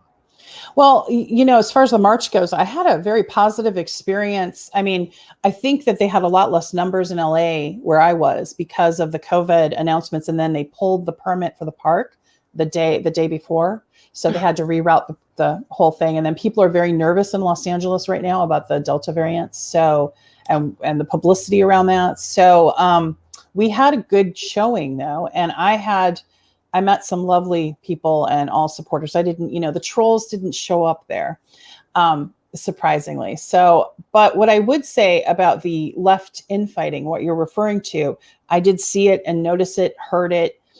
And it's the establishment Democrats' dream. If personalities and egos are at each other, right? It's not discussing the issue of Medicare for all. And that the fact that these progressives that we've elected on that platform are just bailing. They're just not doing it. And so I think we don't need to criticize personalities of politicians. I mean, I'm so over the celebrity worship. It's so stupid. Like, don't waste your time. Those are our employees, people. There are employees. Our taxes pay them. Just put pressure on them to do what they're supposed to do. They're playing games with us. Infiltrating the left is a very famous game that of course Democrats play to divide and conquer. It's just the oldest game in the book. It's very Machiavellian, and it's unfortunately effective if people are naive and really earnest. They fall for it sometimes. What I think we need to get people in that are not beholden to corporate interests or to insurance companies and health lobby. So until you have the politicians that aren't getting money from them, they're not going to represent the citizens' interests. I mean, it's just logical, right? Right. Well, that's what I always say. It's Occam's razor. It's not that complicated. The most simple explanation is usually accurate and true. And that's, obviously, and I think it's interesting. Well, I still find it fascinating. There's that many people that have supposedly signed on. There's that many people in our Congressional Progressive Caucus, but yet none of them are really fighting for it. So you could have the best intentions and you could say, I support this legislation.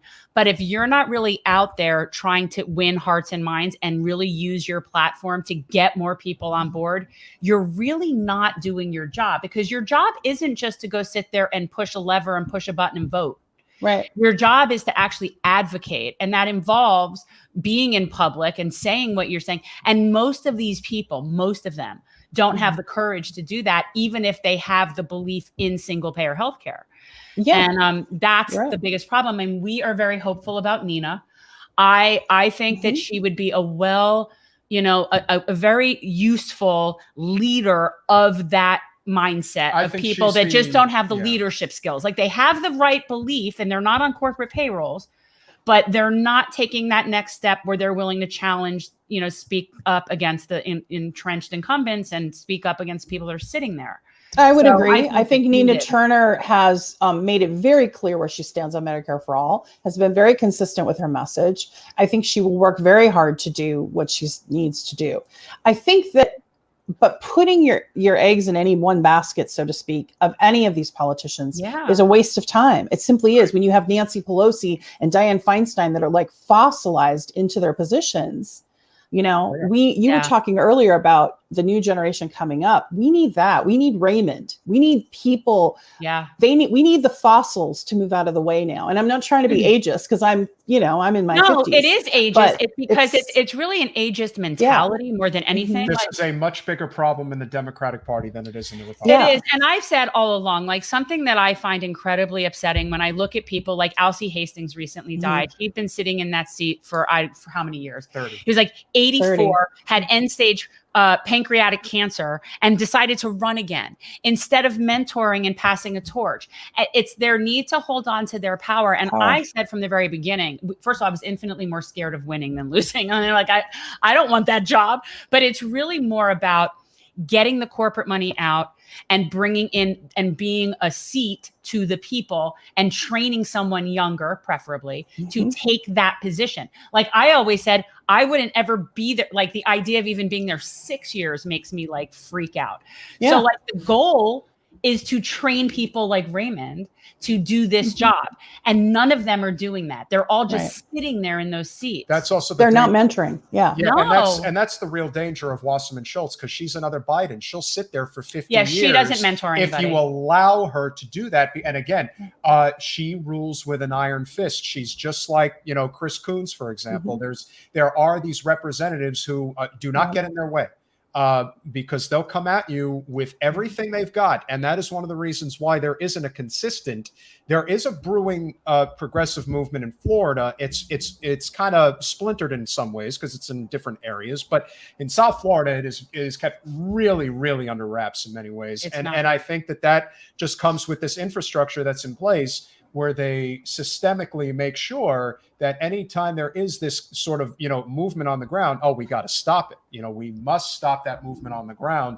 And I think that that's where this whole conversation comes full circle. We really do need to be working in concert, because even though it isn't necessarily politically convenient, it's still the right thing to do. And eventually people are going to recognize that until you are willing to challenge power, power will never be challenged, and it'll never, it will never give in to the demands of power. The people concedes nothing without demand. So Tara, talk about like really what you would want to be like people to know about this book that are looking into. It's not plugged in. Okay. I know. Like if you were going to describe what this is about and what the message is for people to get this book, and then we'll talk about where people can get it, because I didn't see it at the bookstore today. Oh, okay. Yeah, it's pretty suppressed, as I said. You can have your bookstore order it, I believe. And I know people are not wanting to do Amazon. It is on there, and a bunch of trolls, tried to review it, of course. But you can get it from tarareadeauthor.com, TARAREADE. Did you do an Audible? I am doing an Audible. I've procrastinated that as long as I possibly could. I've gotten extremely okay. All right. You know what? I am a procrastinator, but it's gotten to the point of, I have to do it, so I'm going to do it. Yeah. I do an imitation of Beth Reinhardt's voice from the Washington Post. Oh, that's really good. See, no, and I've gotten really into Audible lately for specifically nonfiction. I don't think I would love it for fiction. I haven't tried it. I don't know, but for nonfiction, and when it's the author doing it, it's the best. You're getting a private lecture. I'd much rather. Tara Reade. Author.com. Author.com. And then you can also ask your bookstore. And if you want to go to the evil empire of Amazon, you can do that, but we're trying to avoid. That's not how we're going to solve that problem. If we all decide not to, he still has military contracts. Like, it doesn't matter. We can't. Boycotting Amazon is not going to help us. I guess you're right. It's kind of amazing how much he looks like Dr. Evil. So what is the main theme? Like, what is what were you really wanting to put out? I was really sad about the way the vitriol causing other survivors to be scared to come forward. about powerful men, and particularly the generation behind me. And, you know, my daughter's generation, she's 26 years old. And it was really important for me to write a book from a more, you know, perspective where there's complex trauma. I talk about like what's happened to me in my life. And then afterwards, it starts with me having to leave my house because my landlords have evicted me, even though I've paid rent, but because on CNN, they saw that I had a death threat. And so they came and said I had to go. And in the middle of the pandemic, I had to find housing and leave.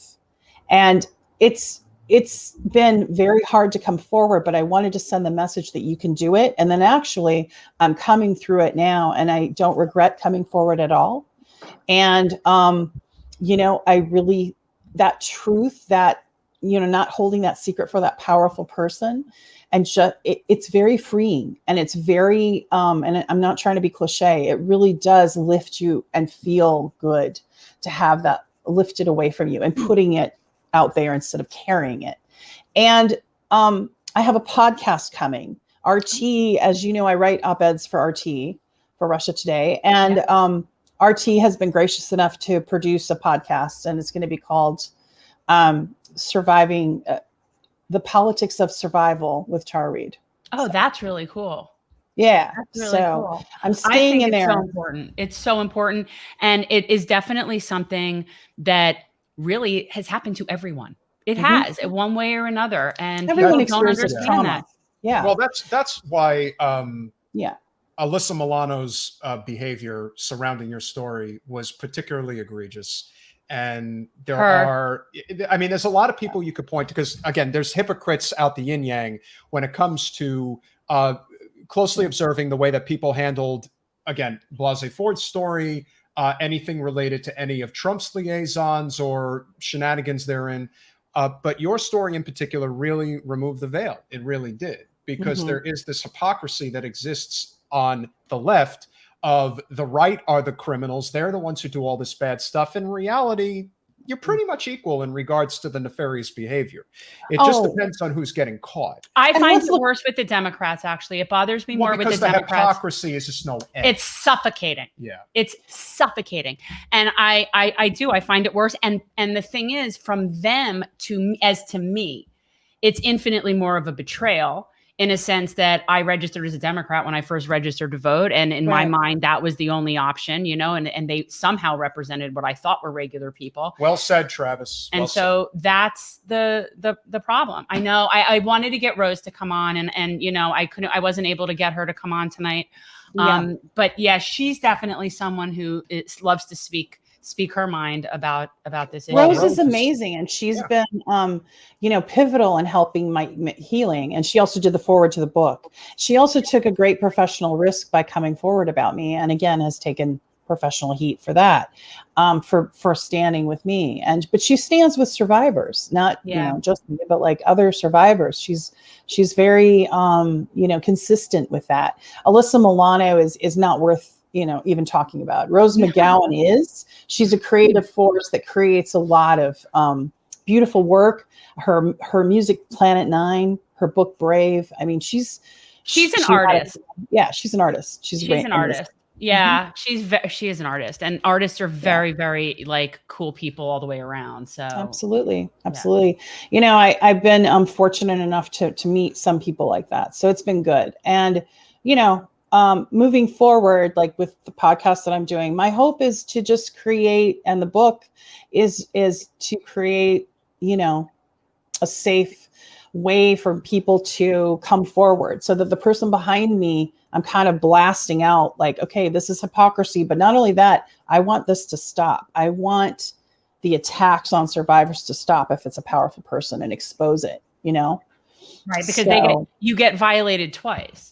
Yeah. It's right. I mean, but like, that's the truth. It's like you get violated, and then you get violated for saying that you were violated. The reason why this story is so important and cannot go away is because it's still happening right now, in the sense that there is no question that Governor Cuomo is an accessory to murder. He is. He played a role in those nursing home deaths. Yes. 15,000 that are on paper. You don't actually know for sure, but we all know the number's larger than that. And it just came out the other day that the Justice Department will not be moving forward with an Nope, they dropped the investigation. charges. We're not even having an investigation. Nope. And the only reason that is happening, I don't care what anybody thinks or has an opinion about it, there is one reason and one reason only that is happening. The governor and the president have a personal relationship. That is where it begins and that's where it ends. And when you want to make something go away, go to the very top and then it just disappears. And if anyone can look at a case like that and think that that should be swept under the rug, Yeah. I mean, what more can you say? Well, and of course the Democrats, they're willing to overlook all the other, sexual assault allegations and all that other stuff against him because he's one of theirs, even though really is he?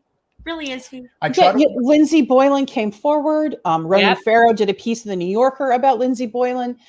Rich McHugh, who's Ronan's writing partner, did a stories about me. I mean, it didn't matter. Biden's president, Cuomo's still governor and will remain governor. And the message to women, by the way, for anybody who's interested, is it's really bad. Yeah, it really is extremely offensive that there's less value on women. Obviously, because if women were valued at the same level as men, then these people wouldn't be able to maintain power positions when they have used those positions to violate women.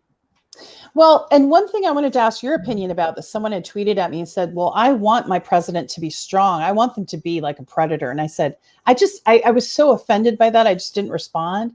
But like, what do you do with that mentality? That's somebody who's too far gone because that's insane. And by the way, that's strength and power and violating women are completely unrelated things. Yeah. I don't see how that is even a sign of strength. That's a sign of being a coward, because you have to violate someone to impose your will. Like that's ridiculous. The same people that are, as a friend of the show now, State Senator Gustavo Rivera in New York State pushing Senator, the New York Health Act. We definitely got to give credit to New York. I think New York is the path forward in terms of a lot of things. They are doing well with the Health Act, right. And they are challenging the governor, which is something you never see. What you are seeing, which I think is very important as it relates to, all of the people that want to, speak truth to power. It does come with certain consequences because of, call it whatever you want to call it. You want to call it just a psychosis of sorts, but the same people that came after you saying, how dare you, you're going to give us Trump again. These are the same people who are defending Cuomo saying, how dare you challenge our governor? He is a good man. And there is sort of this, what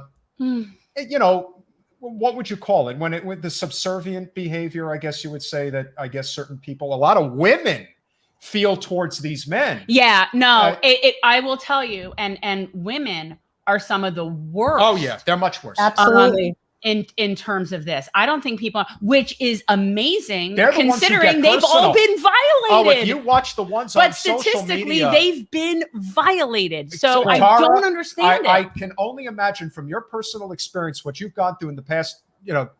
I guess it's close to 18 months now. I can only imagine that you would assess that the vitriol and the personal attacks were much worse from women than they were from men. Is that a fair assessment? You're absolutely right with everything you both just said.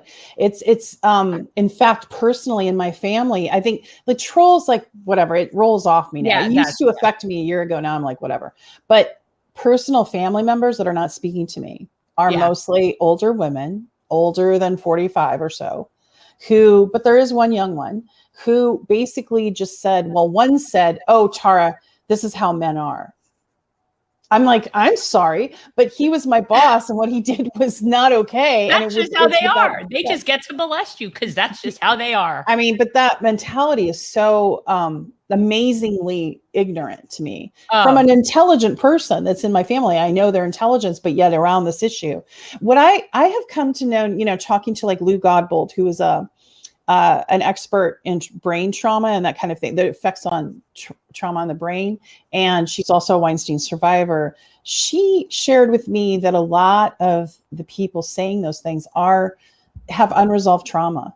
And it threatens them so intensely to hear it. It's just so threatening. Yeah. And I would think conscious and subconscious. There's probably some people that don't even know it. And then there's people that do know it. But I maintain that if I have my whole life have not met a woman that has not been violated, then that's pretty statistic. That's, I mean, granted, it's not like a scientific exam test, but I know. They also say that that's a lot of what happens in the very conservative right political sphere when you have people screaming gayness is a sin and it's a disease and this and that, when in reality you're internalizing your own personal trauma because you're gay and you grew up in an environment that told you you are evil and you are terrible if you are gay, and it's like, well, what am I supposed to do? This is how I really feel. Well, get angry about it, internalize it, and say it's and it's easier to point the finger at someone like Tara instead of coming forward with your own story, and it just keeps everything nice and status quo and nobody gets their feathers ruffled, and then you don't have to even look at what happened to you. But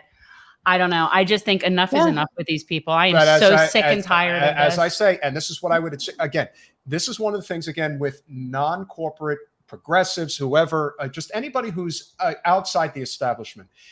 Whenever you have an issue like people who attack Tara, or you're fighting for a specific cause, just do it like the GOP does it. Zone in on one thing and don't let it go like it's a dog with a bone, as State Senator Gustavo Rivera said. Just bring up every single time there is a sealed file at the University of Delaware that can determine Tara's or Senator Biden's guilt or innocence. Get that file released, and then you can determine whether or not Tara's telling the truth or not. Well, I think further than that, we need to go further than that. There needs to be a congressional investigation into him. And I have been asking for that. I said I would testify under oath. I said that if he took a lie detector, I would. I want there to be some transparency. But you know what I notice, and I don't know if you notice, but in every single press corps or whatever, not one asked the question. Now, like for instance, Don Lemon just had him in a town hall. I've talked personally to Don Lemon. We went back and forth when he was going to maybe have me on his show. And he knows my story. He knows I'm telling the truth. And he didn't ask him. He didn't ask him. You know? I'm not surprised. They don't want that. They don't want that. But Don Lemon is just a great example of a person who's not a journalist. He's a TV host. he's a personality. But that's and what and he kowtows to power. And you know, again, as bad as Don Lemon is, the fact that the governor of New York's brother has a primetime slot on TV, I understand he's eye candy for a lot of women. But you know what? This is supposed to be disgusting. Yeah, but it's supposed to be cringeworthy. It's so I gotta tell you, every time he talks, I feel like saying, pipe down, Fredo. I can't. Let me tell you something, if and when, because right now it does look like the GOP is going to take over next year. If that is what ends up happening, it's not going to surprise me if somebody is going to open up an investigation into Biden, because this is what it's evolved into now. I just don't think he'll have, let me guess, he won't have the mental capacity to stand trial. Well, that's something that, again, because I'm of the belief, this is just my personal opinion, but I've been in politics for a number of years now where I'm starting to see trends before other people see them. I personally think that Ron DeSantis is our next president. That's just my opinion. It just kind of feels like that's where this is going right now. It's his opinion in a lot of our nightmares. And he's just so far ahead of everybody else, because I don't think that, well, first of all, I don't think there's any way that Joe Biden could campaign for president, legitimately campaign for president. And actually, he says he's going to. Maybe he's hinted at it, that he wants a second term. If he, good luck with that, it's going to end very badly. I think that they are hell bent on trying to make Kamala happen, and I don't think it's not only not going to happen. I just don't know how this is going to end, because I don't know how much longer they're, going to ultimately be able to continue the charade about the fact that, Joe is having a very difficult time being our commander in chief. He just is. You'd have to be in total denial to not even the town hall the other day, recognizing. Didn't we just bomb a country and he wasn't even authorized it? He didn't even authorize it. Somalia. He just bombed Somalia, right? Joe Biden doesn't ask for consent, does he? Well, he didn't even know. That's the thing. Ouch. Yeah, but he didn't even know. He's so like, I don't even think that, well, first of all, I don't think he's actually in charge. So No. that's neither here nor there. President Blinken, as I like to say. Whatever. President Blinken. And I've said it before, you know, I sucked it up and I did vote for him. And I still only to this day feel like, okay, at least the DACA kids can sleep better at night. And that's at minimum. I feel like, okay, at least somebody got some sort of tangible. But I will actively campaign against Kamala Harris. Like, I don't care who it is. I will. But they're going to do the whole same thing. They're going to do the same scare tactic and say, "But if you don't vote for this person, then this person's going to get in." And that, I mean, they found that tactic effective, so now they're going to use it again. I got to tell you, with what her history is, and as somebody who cares a lot about criminal justice and knowing her history, I find there absolutely nothing about her is appealing to me. Nothing. Whereas I can actually look at someone like Ron DeSantis and I don't like him. I didn't vote for him. He's certainly not my pick, but yet he's done some things that I do like. He has. Okay. He's done a couple of things that I agreed with. He's been decent on the environment. He's done a couple of things that I agree with, whereas she's never done anything I've ever agreed with. So as to between those two people, I got to tell you, yeah, I don't think that it's going to be a close race. I think that there's going to be this, you know, sometimes this happens where we are a red state, essentially. Yeah, so there's really not much that we're going to have. And this is Ron's state. So there's really nothing that we're not going to be able to affect the ultimate outcome of what happens in the state of Florida. But what would ultimately happen in other parts of the country, as I try to tell people, there's one thing that people are really underestimating with DeSantis, if he ultimately does run, and of course, Trump is the wild card, as our producer John likes to say, and it's true. Ron is a man of honor. He has served our country, and that is something that goes a very long way with a lot of voters in states like Arizona and Georgia. And that is something that the Democrats are going to have a very hard time hanging on to. And the reason we're talking about this now is because we're living in this element where they're trying to do the bare minimum, if anything at all, to actually help us. The PRO Act. What have you seen? I haven't seen anything. We can't. I mean, we can't get anything. I don't understand. Like, what is it that they've done? What is it that he's done? It's like the Democratic Party has become the Republican Party, and the Republican Party is, I don't know, gone even further, right? But the point, but actually, they're just one party. We're being ruled by oligarchs. I mean, these are all personalities that are like little puppets on strings, but really it's the Jeff Bezos that are that are deciding. I agree. I always find those people infinitely scarier. I mean, I remember the people ones ask me about like when it was Trump or whatever, and I'd be like, does it make you more or less afraid when I tell you that that's not actually who's in charge? Like, because do you want that? Do you know, like, because they like to blame, everything's blamed on the president. Like that's the be all end all when the president doesn't even apparently know that we're bombing other countries anyway. But so there's so many, and Biden would hardly be the only person in that position. You know, that's the truth. We have a military industrial complex that is its whole own entity, and it runs its whole own show, and it doesn't matter who's sitting in the Oval. And so, you know, that's the truth. And in many ways, we were warned about that years ago. We were warned. And you made a good point about Blinken. I mean, Raytheon is a defense contractor that is now very much part of, the administration. So you have like when I worked for Biden, it was DuPont and Bishop Squibb, and then of course later Merrick. And it's those companies that are running the show and their profits, and then we're just running amok among the world trying to like impose democracy, or what we call democracy, on Venezuela. What we're doing with Cuba by weaponizing sanctions, it's ugly. But it's starting to kind of fall apart because voices like ours are being lifted. Independents are saying, and I've always been anti-imperialist anyway, but those anti-imperialist voices are starting to come through, I think. And that's where the unification between libertarians and progressives must come through, because the military industrial complex is what more or less runs the country through Wall Street's corporate interests. That is where the rubber meets the road.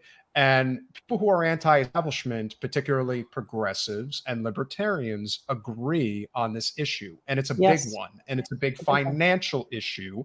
And it's one that we need to start working together on. And this is where the whole conversation comes full circle about the need to formulate these coalitions and why they are so important to recognizing that the circular firing squad, it's not going to work anymore. You got to stop doing that nonsense. And, you know, we saw it on both sides. We saw it on the people who were trying to basically sabotage the marches. And we saw it on the side of the people who were organizing the marches. As far as I'm concerned, Absolutely. what are you marching for? You're marching for Medicare for all. That's why we're out there. Who gives a damn? Because if you get it, you know, that lunatic, crazy person who's, you know, living out in the boonies somewhere in America that has a Confederate flag and, you know, the Blue Lives Matter and all that stuff. Well, guess what? If you get Medicare for all, they're getting health care too. So you better suck it up, Buttercup, and recognize that the only people that really matter when it comes to this fight are the people that are up there that you can't hit. The Jeff Bezoses of the world, the Mark Zuckerbergs of the world, the Elon Musks of the world. And we've got our own Elon Musk problem that's finding its way to South Florida. We have a mayor on the take in Fort Lauderdale. Sorry, Mayor Trantillis, but what else would you call it when you have a city that is on limestone below sea level and you're wanting to build an underground tunnel? Well, it isn't even that. We have a city in Fort Lauderdale when we get really, really heavy rains, because everything is still septic and hasn't been switched over, that basically sewage floods the streets because we have our infrastructure is 60 years old at least, and there's sewage in the streets. And so in order to deal with that, we need obviously a whole infrastructure plan and an overhaul. And instead, the mayor of Fort Lauderdale is having discussions with Elon Musk about building a little shuttle pod tunnel that will quickly transport people from downtown to the beach underground. No, we're not going to fix the sewage. And who's the tunnel for? The rich people that don't want to go and like see the other people. But I don't understand how you can build a tunnel. Through sludge, through shit. I mean, like, it's going to be, I call it the river of sludge. It's disgusting. And, you know, I know you have a delicate ecosystem there too. And you have manatees that are endangered and other sea life and things like that. So, you know, you need representation that's taking all that into account. Yeah, for sure. Yeah. And below sea level, my brother lives in Savannah, Georgia. So I know what you're saying. When there's flooding, it's bad. It's no joke. And but maybe the rich people going in the pods underground during a good flood will be, you know, that'll have some natural consequences. Hey, here's hoping. You can't drink oil. You can't eat your money. And you can't eat money. And there's not enough space pods to get you off this planet. So you better wise up now before it's too late. Right. Tara, if you have any final thoughts, we really appreciate you coming on this evening. Again, guys, the book is Left Out. We highly recommend that you go anywhere but Amazon. But if you must go to Amazon, obviously it's for somebody who absolutely deserves to have her book bought and read. We've obviously had several people in the chat already this evening who have mentioned that they've already bought your book, which is wonderful. Nice. Obviously, there are others that should do the same. Anything you're working on? Anything you want to plug? You know, the Left Out, When the Truth Doesn't Fit In, of course, that book is going forward, but check out my RT op-eds. I do have a Substack, so I'll start being more regular about getting those out once they've printed in RT. And then, you know, my new podcast is coming in September, so it'd be cool to we'll have you back on and chat about that. I think we should have one of the things we talked about doing going forward is I think we should do like Katie and have more of the roundtable discussions, bring on a few different people. She's so good at it. Like, look, Katie's really good at doing that. I'm not as great at, like, I'm great when I know who's coming on and I know what we're talking about, and I can have a really easy, free-flowing conversation. But when new people are coming and going, and to keep people in it, it's a whole other, like, it's just, that's the challenge. We gotta work on that. But your show's great, and you know, and lifting voices like mine, like Raymond's, you know, it's so important. And thank you for having me. Absolutely, it really meant you'll the world. come back when your new show comes out. You'll come back. Tara, thank you for your courage. I know you can never hear it enough, because what you did was, you know, speak truth to power. And even, especially when it's inconvenient, is really when it needs to be spoken. So thank you so much for what you do. And we certainly look forward to having you back again in the near future. All right. Take care. Thank you, Tara. It was so nice to meet you. Have a good night. Nice meeting you. Bye-bye. She's sweet. Well, look, I have to ask the audience first and foremost, Is our connection okay? It's not. 'Cause It's saying that glitchy. it's And I'm not. so frustrated because well, first of all, the color looks better. Jason did fix the color. Yeah, guys, we need be a Patreon. Help us out. Help a station out. Gotta We get really cannot- close so that way you can see it clearly. We cannot figure out what it is. It's not the camera and it is not my internet connection. But yet somehow, and I thought it was I thought that we were. Well, apparently the quality of our picture has gotten better for some reason, Well, according to John. Yeah, no, So no, that's- because Jason adjusted the color on the camera and that's great and all. But the problem is this glitchiness and I do not know what the problem is. It's very frustrating. I can't figure it out. I really thought we had gone from streaming the three platforms to 4. We added Twitch. I thought maybe that was a problem. So I removed Twitch this time and it was good up until now, like recently. And now it's all glitchy again. And I don't know. I really don't know what more to do. So unless somebody else has like a really good idea. Well, hopefully, since our picture is now going to get small, you should be able to see this picture more clearly. At least I think that is true. Oh, yeah. Wait. Yeah. Yes, Kathy, that is very true. And unfortunately, it's only going to get worse. But this is, again, why we emphasize more times than not that corporate special interest money is the problem with what is going on. We cannot and will not get out of our own way unless we recognize what the real problems are. The circular firing squad is something we will not participate in, and anybody else who does is just wasting their time. So with that said, let's talk about some interesting stories because it is Florida and it is Monday. So our focus on Florida will conclude the evening. And so, Jen, I combined a bunch of things together. So I combined the cruise ship with the Cuba flag. So the CDC has apparently well, first of all, it feels like it's changing every week because it is changing every week. So last week we had the story where the court blocked the order that was lifting the CDC virus rules on Florida, saying, "Oh no, Florida is still going to be subject to the CDC rules. That's not going to happen." And now our appeals court just blocked the CDC restrictions on the cruises. So right now it's Florida 2, CDC 1, if you're keeping track of these little of these interim parts before some sort of trial happens. As you like to say, COVID or no COVID, why are you going on? Well, I'm not a cruiser. I've always said I find them to be petri dishes of the largest kind. I wouldn't go on one anyway. But as of right now, unless something changed today, right now the appeals court is sided with the state of Florida, and this will now be headed to the Supreme Court. That does not surprise me, and this all comes down to money, and that's what it always will come down to. And what it even more comes down to really is the amount of conservative jurists that have been crammed on the courts over the past 10 years to the extent that they have. I did my job and got all my conservative. By the way, I would like to point out that it is the same Democrats that are in Congress now basically rubber stamped all of Biden, all of Trump's judges. All of Trump's judges. So when anybody complains about Trump this, Trump that, you're only seeing the headlines. You're not looking at the fine print. Yeah, the fine print. The Democrats rubber stamped all of his judges. Seriously. So these types of things that are going to go on and swing more and more to the right, the Democrats were completely complacent in that, I would like to say. And if you didn't think things in Florida can't possibly get worse, we have two things that are running simultaneously right now. The Democratic Party is desperately trying to be the Republican Party, not surprising. And so, of course, in their ingenious thought process in terms of how they're going to unseat Governor DeSantis and Senator Rubio next year, let's be hawkish as the Republicans are when it comes to Cuba. And that includes communism. Do you see, I gave him a nice little hat. Yeah, that's a nice commie hat. It's a Russian hat. It is. That's the truth. It's not a communist hat. It's a Russian hat. But it's a very nice hat. You pick a very good. Remember the Seinfeld with the rat fur. Oh, well, he's selling Russian hats down in Battery Park. Yeah. $40. They were rat.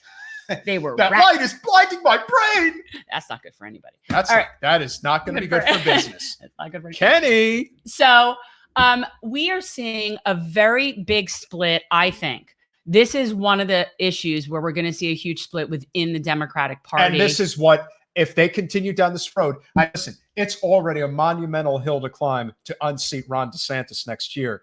And that with extension will be Rubio, because the ire is really at DeSantis, not at Rubio. But this is going to matter. But this is going to matter because most people agree that the Cuban people have the right to self-determination. And if they, as people, choose that they don't want communism anymore, then that is their decision to make. Can I point out that they're not even communists now? No, they're basically socialists. They're socialist, and their problem again isn't socialism. Their problem is authoritarianism. Authoritarianism, and that is aided by, countries that are not. It's not Cuba. It's No. countries on the outside who want the proxy components that offer it. And that's why we are making this infinitely worse, because the embargo. Stop calling it an embargo. It's not an embargo. It's a blockade. A blockade. Okay. So the And blockade, those are different. And as we've said, perhaps the best part of Obama's presidency was he lifted the blockade. Trump put it back in, and Biden is keeping it in and making it worse. Yeah. So this is when you talk about where did I believe that Biden would be a worse president than Trump, it was on foreign policy. And you're seeing it right now. Yeah, this is in bad. real time. This is going to get worse. And how much time are you going to give them until Venezuela gets ramped Yeah, up? well, that's two peas in the pod, is Cuba and Venezuela. But this point that they're basically doing the red baiting, the red scaring, communism is a failed system. Well, we wouldn't really know because we've never really seen it successfully tried. But that aside, Cuba's not communist. And it's not just that, because again, you're not ending the blockade and you're not Fighting. lifting the sanctions. And until you do that, you are not actually acting good faith. No. And this goes to everybody. But they're keeping us fighting amongst ourselves. Correct. You do have, so this article, communism is a failed system, and it says in Florida, Democrats promote Biden's stance on Cuba. No, they don't. Establishment Democrats, corporate Democrats, Because let's military face it, industrial this is complex about Democrats promote that. This is all about one reason and one reason only. Everyone thinks that there's these multiple layered issues when it comes to all different countries or different problems. Everything comes back to money. It always has, it always will. We do not have corporate special interests running the Cuban island. And as long as we're not, we're going to continue to play this stupid charade about we have to free the Cuban people. No, you want to use that as a distraction from the reality, which is we want to turn Havana into the corporate utopia that we had when Batista was running the island 6 years ago. And this is something people understand. No, the Democrats do not support that. No. Establishment corporate Democrats do. And by the way, this is also something that's very generational. When we go down to the hands off Cuba, hands off Venezuela, the caravan, okay? Right. When you go down and you see these people protesting, okay, you have Cubans on both sides. So it's essentially like a rift in the Cuban population in Miami, and you go. So if there are 100 people on the side of ending the blockade, then maybe there's 15 on the side and not, which indicates to me that we are definitely starting to gradually see the shift. We are definitely starting to win over hearts and minds on this issue.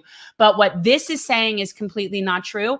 And this only speaks to wealthy white Cubans and or people that are just really stuck in that time warp, that very dated, anti-Fidel, that very red baity mentality. Let's address Dawn. Dawn, I don't know where in Florida you may be located, but where's Piney Point? Piney Point's the evacuation thing, and that is a complete disaster. That is a disaster. That is a disaster. But in all fairness, and again, and Cliff Easterman did a role in this, Dawn.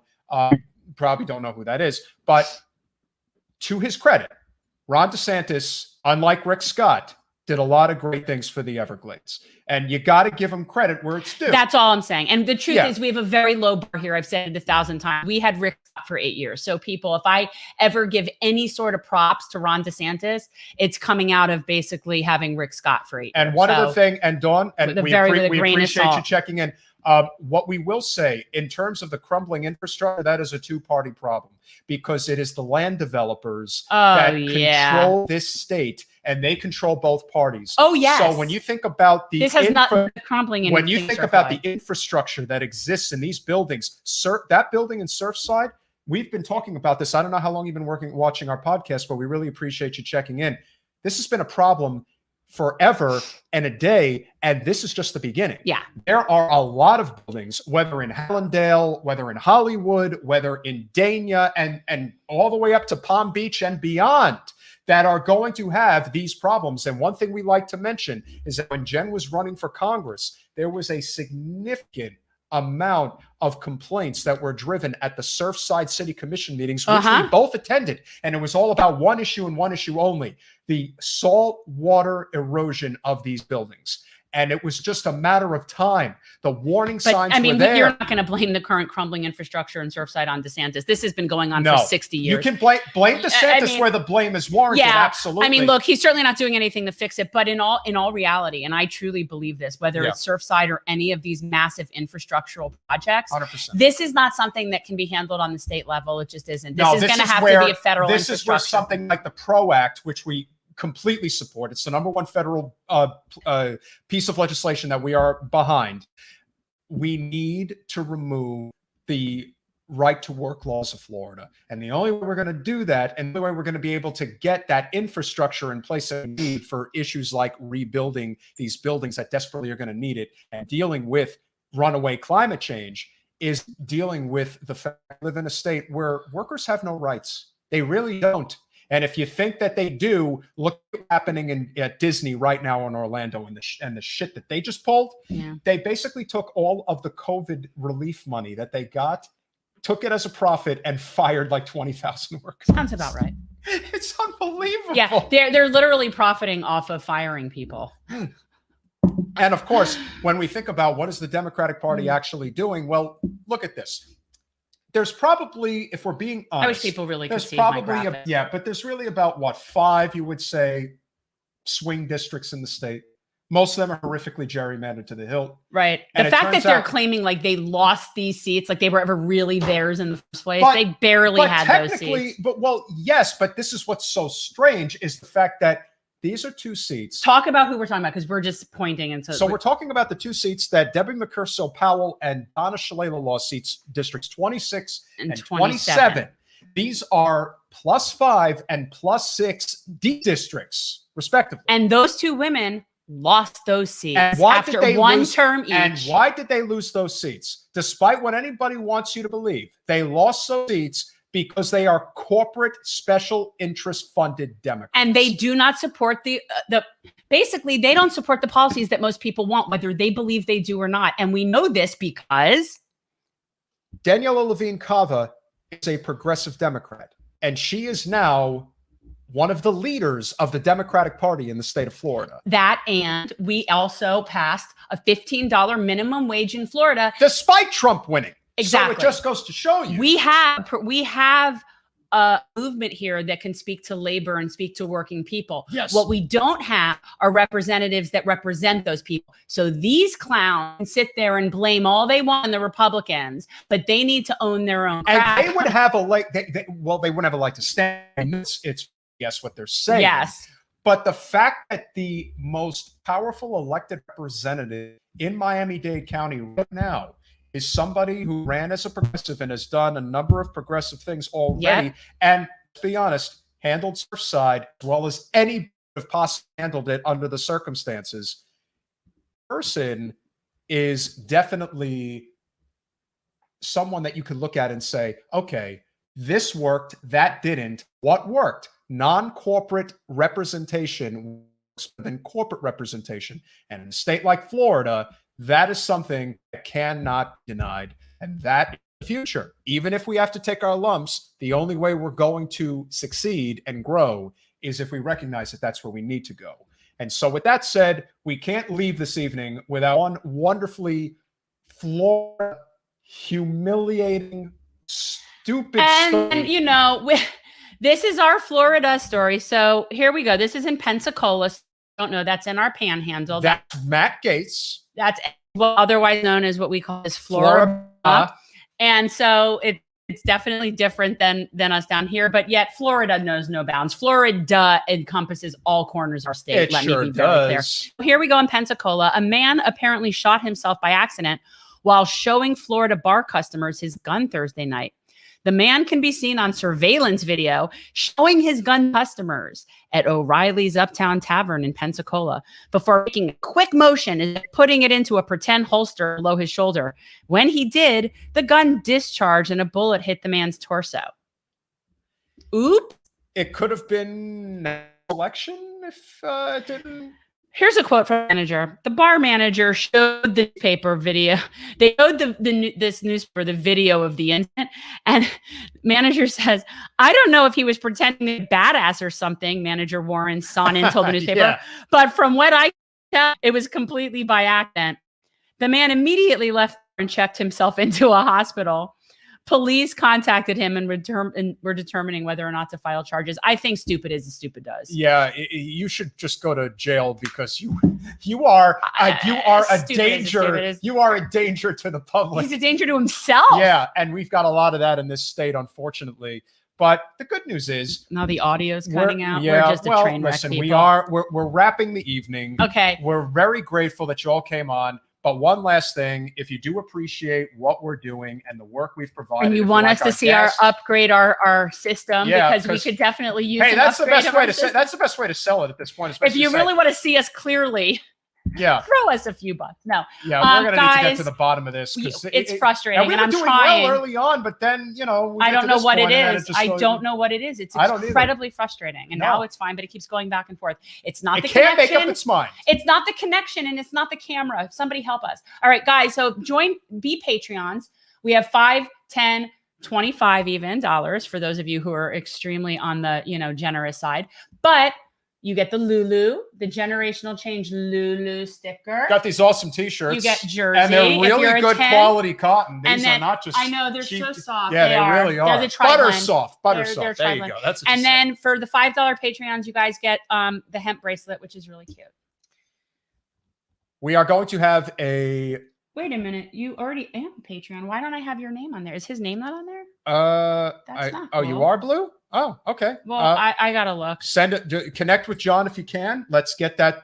Let's get your name on there. Well, yeah, but maybe it's his name. I don't know if it comes up as Blue Bandit. Well, right. Your name Blue Bandit. Is your name Blue Bandit? That's your alias. You're not allowed to actually. Well, say I'm not going to call him out, but I just want to make sure that if it is, then we'll just put Blue Bandit. Unless you're just saying that you're already a Patreon and we really appreciate it. That's awesome. But we are going to have a special show on Wednesday, it looks like. Yes, we have a special thing. We've got two things we're doing on Wednesday. Okay. The first one is it looks like we're going to be doing I believe it's going to be a crossover podcast with the Vanguard. What time is that? Don't know yet. We'll figure that out. Of course, it'll be before 9 o'clock. Because we're also supposed to be having our Zoom members only call. That's at which otherwise now I call it also known as our staff meeting because last month no one came. So that's fine. If you guys, we put it out there. If guys want to come on and chat with us and give us ideas and suggestions and talk and stuff, that's fine. But but of course we could do that whenever because it's not like we've got people knocking down our doors for that. That's so fair. Wednesday we're doing a crossover with the Vanguard guys, which I'm excited about. I really wanted to talk with them. And then at 9 o'clock. 9 o'clock Wednesday. And this is Wednesday. We're going on a panel. On the Humanist Report. Ooh, we're going on with Mike Figueredo, guys, Wednesday night. That'll be 9 o'clock Eastern time. I always have to specify with certain people like Mike because those West Coast guys. And so that's Wednesday. That's kind of crazy for us to have back-to-back things on a Wednesday. We're crazy. We are going to make sure that the Vanguard understands that we are about the issues that matter. We know that they have been a part of the what you would call the drama, if you will. Not that they're causing it, but they're obviously covering it. And you know what? I think, but they're covering it from the standpoint that we're sort of covering in terms of it's impeding progress. Yeah. It's not helping. They've got a great platform. They've grown it. You know what? Use it for these things that we're talking about because that's what matters. And, that's true. Different strokes for different folks. And we know that it's not going to work for everybody. But again, we have to figure out a way to unite. And that's what these conversations are about. So that's Wednesday. And then on Thursday, we have a guest that is, and this is someone who was forwarded us to by Nina Turner's friends, like Nina's people. It's Pastor Michael McBride, known as Pastor Mike. And this is going to be a very important conversation. Yeah. Because there is a elephant in the room that we cannot speak to in terms of electoral politics, particularly in the Democratic Party.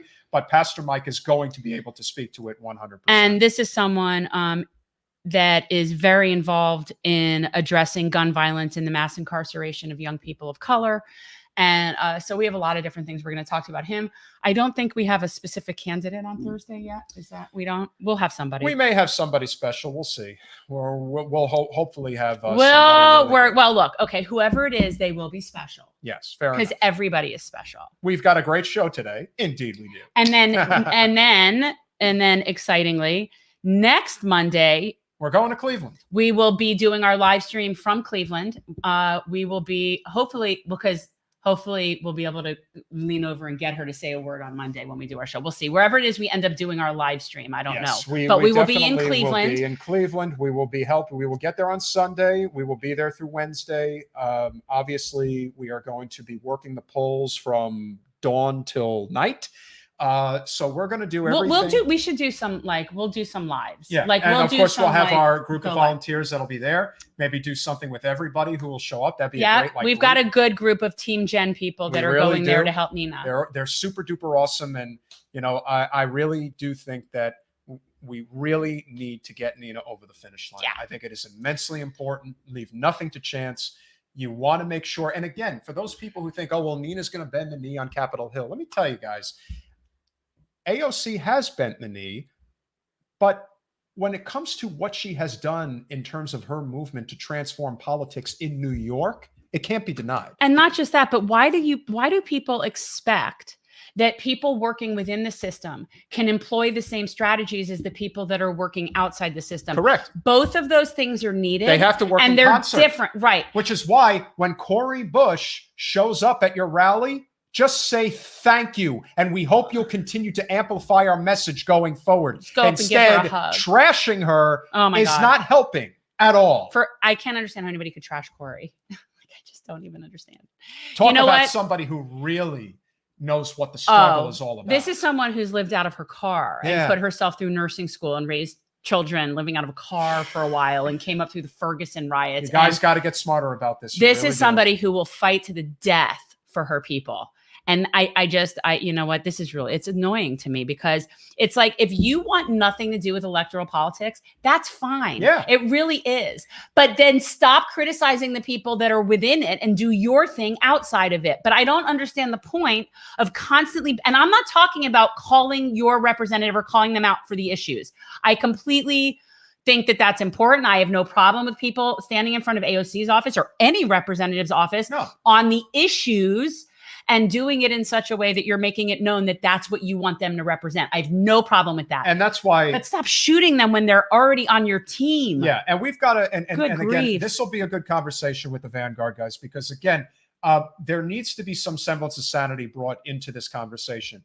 If you support some people in, let's say left media that are controversial, we know who the two biggest ones are. That's fine, but that shouldn't be what dominates all that you talk about. No. There are infinitely more important things. Try Flint. Yeah, try Flint. I know it's not going to get you the clicks that the two LA, ego people are going to be wanting you to fight about. If Governor Snyder gets caught in a hotel room with a bunch of prostitutes and This a is whole this thing is of what they try- cocaine, well, again, it's the same then thing maybe with you guys Cuomo. will be interested in this.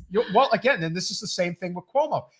It really should be. Listen, It's pathetic. It is no question that he is a sexual harasser, probably even a sexual assaulter. And well, again, but the killing of the nursing home seniors, and they're not, and they and, wouldn't even really want to and talk the about that. DOJ is just going to drop that. We're just going to let that go. But wait a minute. But what is the state doing about it, though? That's the question. I don't know. Is the state pursuing it? Maybe it isn't something that the Department of Justice is within what they're supposed to. I don't know. I don't know what the claims were. I don't know what falls in their jurisdiction. But is this not at all being pursued now? Is it not being pursued at the state level by the Attorney General? Of what's actually going on, but as far as because I would think that that's a state Attorney General case. Well, again, and this is something that what you are doing effectively is you are giving cannon fodder to the GOP and then some, because you're proving what hypocrites you are. You are allowing the Cuomo scandal, and it's a scandal, all right, because he is an accessory to murder. And the fact that this is being allowed to continue it is being stonewalled now by the U.S. Justice Department. And the only reason that is happening is because Biden and Cuomo have a personal relationship.